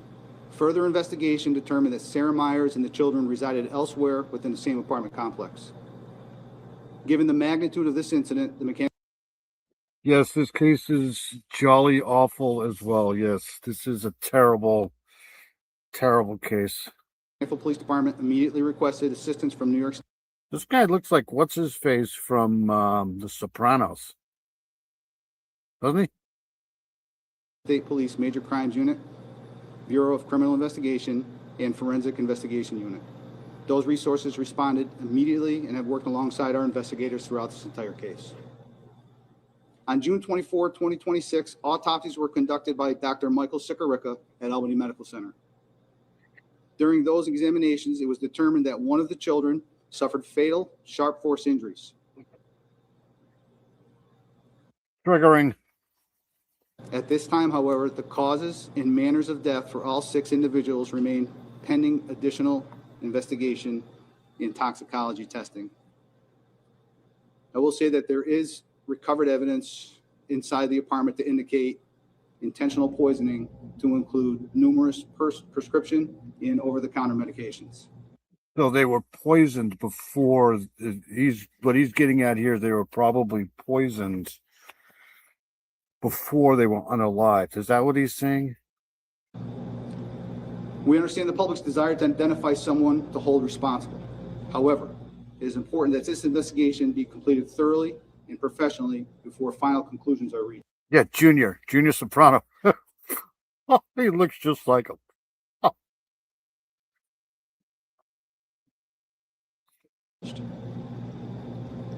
Based on the evidence collected to date, including evidence recovered from inside the residence, investigators believe these deaths occurred entirely within the apartment and have found no evidence indicating the involvement of any outside individual. There remains no threat to the public. Yeah, what do they call it? They call this fratricide or something like that, where you basically unalive your whole family. I think it's there might be a different name for it. I don't think it's called fratricide anymore. It's called something else. Evidence recovered during the investigation, including a handwritten note and other circumstantial evidence, strongly suggests that Amy Stedman was involved in the deaths. However, final determinations Supposed to be 95 degrees on Thursday, I think. Wednesday or Thursday. And I'm going to be outside most of it. I can't wait. regarding responsibility will be made only after all investigative findings, toxicology results, and medical examiner reviews have been completed. All right, so this was done 2 days ago, so I'll keep an eye on this. I do want to get to a couple more cases here before I get out of here. It's a terrible case. Just absolutely, I'm assuming it's a mental illness, though. Let's see here. Doesn't make it any better. It's just, All right, so I want to remember this clown here. This is this guy here. He 2 decades after a woman's death in Zion National Park, it was ruled an accident. Her husband has been arrested on murder fraud charge. Remember this case here? This guy? Investigators say new witness testimony, satellite imagery, and evidence of alleged financial motives helped reopen the 2006 case. The charges remain allegations. So these suspected of unaliving his wife and basically just covering it all up. So here we go. David Vandermeer in this case, the victim's husband. These pictures obtained through his Facebook account. Vandermeer taken into custody this week in Las Vegas. He will be sent to Utah, where he will face murder and insurance fraud. Hello, Avery. Good to see you. Always good to see new people here. Avery, another true crime junkie. So Paula's responsible for you being. Thank you, Paula, for that. And it's good to see you. Shibby's awesome too. Yes, Shibby is an amazing person. Always good to see new people here for sure. Thank you so much, Paula, for doing that. Paula's amazing. Just going over a couple of the rapid file cases here. This is Vandermeer. Remember him? He it's an older case. It's a case that I believe they thought this was an accident, but well, we'll find out anyways. Here we go. Charges, and our Will Silverstein joins us live now. You've been digging into the affidavit and arrest report all day. So tell us about this case. Why was it cracked after 20 years of questions? Well, you think about modern day technology. That's one of the biggest factors when we think about this particular case. Satellite imagery, the ability to show exactly where this fall could have taken place compared to other places inside Zion National Park and that infamous Angels Landing Trail. That on top of a whistleblower speaking out as well. And you hear from already there from the family. This is something that's been talked about for quite some time, finally coming to the surface as a result of these two instances. As he started to put the pieces together, they have built a circumstantial case. A Las Vegas man who is a former youth pastor is arrested on murder and fraud charges. David Vandermeer is the man authorities have charged with the crimes, including the murder of his wife, Bernadette Vandermeer, a 20-year cold case. The arrest stems back to an incident at Zion National Park in 2006, where Bernadette was originally believed to have accidentally fallen off a cliff. Official documents paint a timeline of Vandermeer's life leading up to his wife's death, including alleged sexual involvement with an underage churchgoer, where he was a youth pastor. That underage churchgoer was 14 when she and David began an affair. She broke off the 4-year relationship on August 20th, 2006. A day later, Vandermeer and his wife, Bernadette, headed over to Utah and Zion National Park, and a day after that, Bernadette is dead on the infamously dangerous Angels Landing Trail. So what broke the case? So what we do here every week, we try to go over some of the cold case stuff, some of the true crimes of the week here. And Avery might be the Church of Owl or the Cult of Owl. Does Avery have a channel? If Avery has a channel, yep, there's PJ right there. There's Unscripted right there. So if we try to promote other channels too here.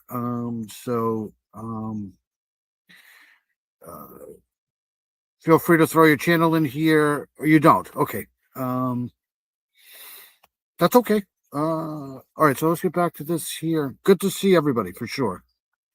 20 years later, and is convincing authorities this death is not accidental. Satellite imagery from above determined where Bernadette fell is not in a typical spot where trail accidents occur, as well as testimony from a former youth churchgoer. It goes to show you that even after a long time has passed. 20 years. This is going 20 years. This guy's been trying to pass this off as an accident, right? There can be trickles of evidence. That whistleblowing churchgoer informed authorities of a revelation 2 years prior to Bernadette's death, telling investigators Vandermeer said that the only way he and his underage companion could be together is if Bernadette was not alive. That reopened the case. Investigators also uncovered that due to Bernadette's death, the nice guy, right? Vandermeer incurred a major financial windfall by claiming more than $500,000 from a life insurance policy. But that was not the only insurance claim David made. Several others over the years from different instances, including a reportedly stolen car, paid out thousands of dollars as well. The fact that we have about 4 claims over a period of 8 years, corroborates this scheme and pattern to present these false claims and defraud the insurance companies. According to the affidavit, Vandermeer was fired from the church where he was a youth pastor at due to throwing parties at his home for underage members of his church, providing alcohol, and allowing them to gamble. Over time, Vandermeer worked other jobs before becoming a student counselor at Somerset Academy Lone Mountain and a yoga instructor at True Fusion Summerlin in downtown Summerlin where he was arrested. A parent's worst nightmare is a child predator, working at a youth organization. I think it's very scary, eye-opening for the community, and just adds an extra layer to what already is a horrible case.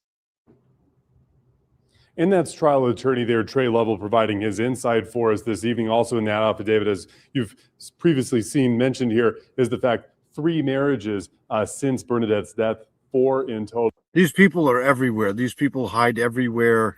They can't control themselves. And it's good to know that some of them actually get caught. Now, everybody's obviously presumed innocent until guilty, but things are looking pretty good in this case here. I've been following this Vandermeer case forever here. This is all over the cold case channels and cold case files stuff. Total, one of which was to that person that he had an underage relationship with while a youth pastor at the church. A fascinating interview for sure with that attorney. What does he think Vandermeer's attorneys are going to argue to keep their client out of prison? Well, they're arguing no direct evidence. Nobody's there to watch an alleged shove, if that's what happened at that particular park. They say, hey, you know what? These. Yeah, it is a true crime channel. Yeah, it's a lot of work.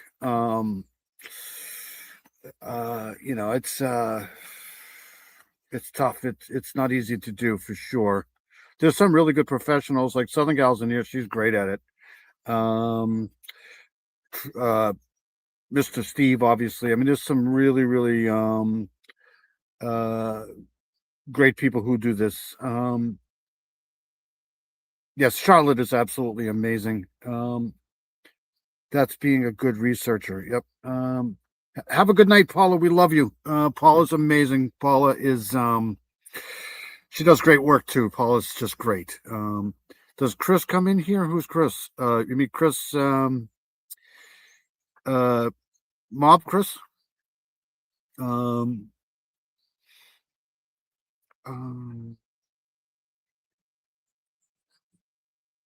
right, sorry, let's get back to this here.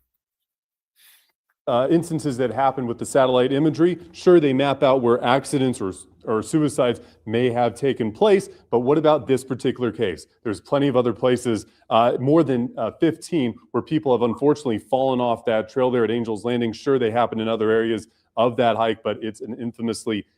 This will be difficult to prove too, but I think they can do it. Dangerous hike, and of course, whether or not the circumstances behind it, people have died at that exact spot, even if those aren't exactly matching to that particular thing. And of course, nobody else there on that hike with them in that traveling party, to our knowledge, based on the court documents there, Dana. Yeah, right. No witnesses. No witnesses. Oh, okay. Our Chris is probably in bed long before Dave comes on. Everybody's usually in bed before I come on.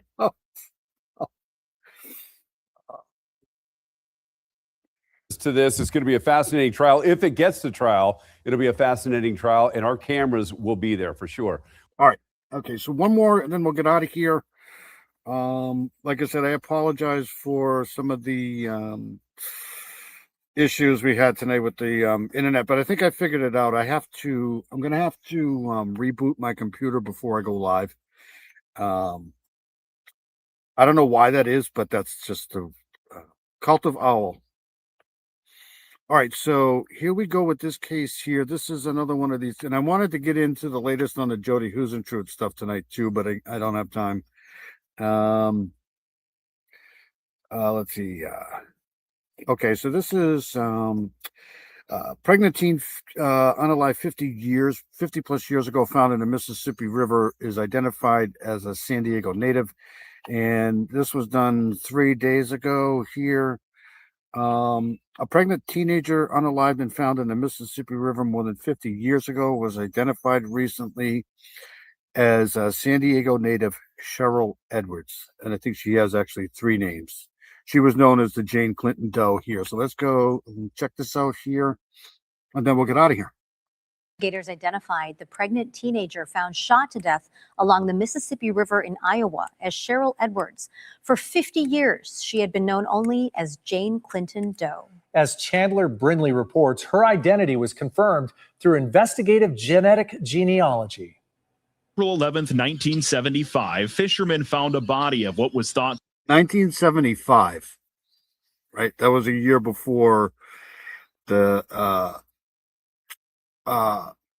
bicentennial, right? To be a 12 to 23-year-old African-American woman in the Mississippi River. The woman's death was ruled a homicide as she was killed by a gunshot wound to the head. An autopsy found the woman was 10 weeks pregnant when she was murdered.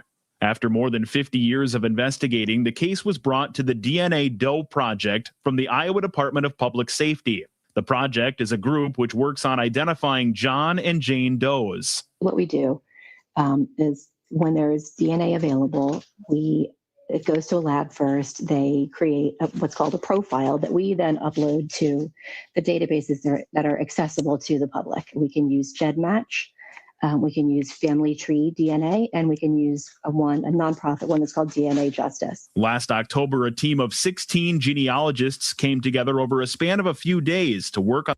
Yeah, what Southern Gal was talking about is, I like to throw wrenches around in here. So if you want a wrench, let me know. You don't have to do anything if you have a wrench. It's not like you have to moderate or anything. But I do love to promote other channels. You knew it was coming. Southern Gal knew it was coming. All right, I'll leave it there. All right, here we go. On the case from Clinton County. They created networks and groups based on DNA uploaded to one of the databases. So we had a larger team than we usually do. So being able to all work in the same space, and then you can bounce names and locations off of each other, really helps facilitate how fast you can move with this. The team found a potential DNA match with her grandparents, and when they found they had spent time in Waukegan, Illinois, near the time of the woman's disappearance, the team felt they were on the right track. Once we realized that one of those descendants had relocated up to the Waukegan area and how close that is to where this science right here, genetic genealogy, along with some of the digital forensic stuff, is just out of this world. This is amazing, amazing stuff here. the remains had been found, that automatically sets off a little light bulb. Platt says the oldest child had a daughter with birth records from the Navy Hospital in San Diego. Her name was Cheryl Lynn Edwards. Records on her had vanished in the 1970s. We knew she existed, but that was it. There was nothing else after that on paper. With all the evidence lining up, Cheryl Lynn Edwards was presented to the Iowa Department of Public Safety as a candidate for the missing Jane. All right, hold on. Who wants... I know unindicted doesn't want a wrench. I always ask unindicted. But hold on a second. Let me give anybody else wants a wrench, let me know. I'm gonna give Krita Mama. I thought I asked Krita Mama before if she wanted a wrench. She said no. Here we go. It's unlimited. I have unlimited wrench power here. And like Southern Gal says, duck. Okay, so that takes care of Krita Mama. All right. Unindicted needs blue too. I thought she didn't want. I thought Krita Mama should have one now. Oh, you want a wrench too? Okay. Sure, why not? Ready to duck. Okay, hold on a second. Where the hell am I? Right here. Okay, so there's a Krita Mama got one. Unindicted. Like I said, you don't have to do anything as a moderator. Just like if you have a channel, or if you know anybody else that has a channel, you want to promote it here, you can go right ahead. As long as they're not like Mino Dino and like OnlyFans. Who else? It was Avery. Hold on a second here. Let me find Avery right there. There we go. Very good. All right. Anybody else let me know, because I'm still on that. Hold on a second here. If you can dodge a ball, you can dodge a wrench. Absolutely. Oh, you're welcome. It's a blue sea, the cultivar. Oh, you're welcome. Shibby used to say I give people wrenches so they kind of feel like they have to come back. No worries, I won't promote my OnlyFans. Rules no. Charlotte, we love Charlotte. Charlotte's amazing. Clinton Doe from 1975. Further DNA testing confirmed Cheryl Lynn Edwards was Jane Clinton Doe. That's just so sad. She was pregnant too. I will play this one here too.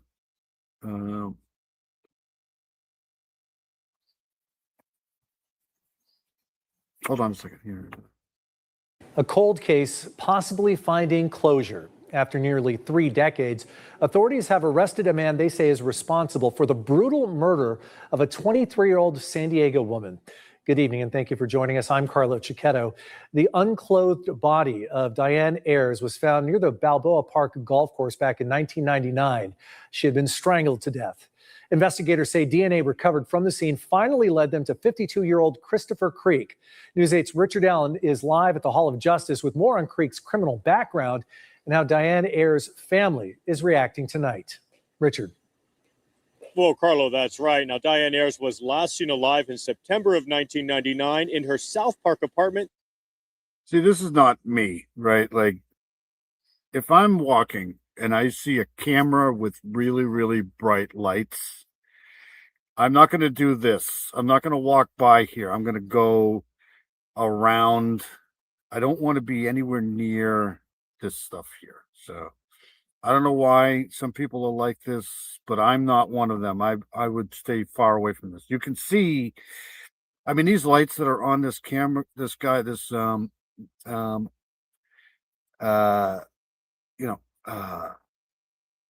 person here are pretty bright, so you would see them from like a mile away. There's probably like floodlights here, pan lights here, a camera, so I would probably steer clear from this, but these people have to walk right into just And how Diane Ayers' family is reacting tonight. Richard. Well, Carlo, that's right. Now, Diane Ayers was last seen alive in September of 1999 in her South Park apartment that she shared with her mother, South Park? Carol. Now, she had told her mother she was going out for the evening, but never returned home. But you never forget. 78-year-old Carol Ayers says a day doesn't go by when she doesn't think of her daughter Diane and is grateful that authorities have finally arrested a suspect. I appreciate all the work that's been done. You're not guilty, deny of all allegations. Today in court, 52-year-old Christopher Creek, charged with Diane Ayers' murder, pleaded not guilty. He had been extradited from a state prison in Georgia, where he'd been serving time on another felony conviction. Prosecutors say that DNA recovered at the scene of the 1999 murder linked Creek to the crime. Miss Ayers' nude body was found on a secluded turnout near Balboa Park golf course. She had been dumped in some bushes. The only article of clothing on her body, a lone sock. Further DNA testing revealed male DNA on that sock, and that was matched to Mr. Creek. Further DNA testing done later in the case found DNA on other parts of her body, which prosecutors say also matched to Creek. It's always awesome when they get these guys, right? They think they've cleared it. They think they've gotten away with it. Then all of a sudden, you know, science catches up with these clowns. It's nice that it's finally been solved, but it makes you wonder sometimes why, does it take so long? Deputy District Attorney Chris Lindberg points out that there are between 2,000 and 3,000 unsolved homicides throughout the county. Sometimes it just takes a fresh look. Kudos to the San Diego Police Department and the Federal Bureau of Investigation for not forgetting about this case, for putting in the hard work and the time to find an answer for the family of Miss Ayers. Lindberg also says no matter how much time's elapsed, victims like Diane Ayers and their families are not forgotten. Also adding that a lot of work remains. We are not at the end today. This is merely. Yeah, it's her anniversary again, too, I think, Jody Huizentrout. The private investigator thinks that there's a suspect that so Jody Huizentrout had a friend. Her friend was dating a guy, and I forget his name, but he's who the private investigator thinks has something to do with the crime. And I think he may be onto something.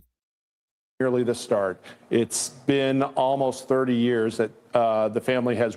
Because according to the friend, Jody Huisentruit's friend, shortly after Huisentruit went missing, he kind of confessed to her that he did it. I don't know how accurate that is. I don't know how true that is, but that's what's coming from the private investigator. Waited for justice, but we will continue working in the courts to make sure that he's held accountable for the crime that he has committed. And court records show that over the years, Christopher Creek has racked up a number of felony convictions across the country, including felony car theft. In fact, he was arrested on that charge in San Bernardino County just 1 month after Diane Ayers was killed. Creek is now being held on no bail. If convicted, he faces 25 years to life in prison. Carlo? That's it. 25 years to life. Some of these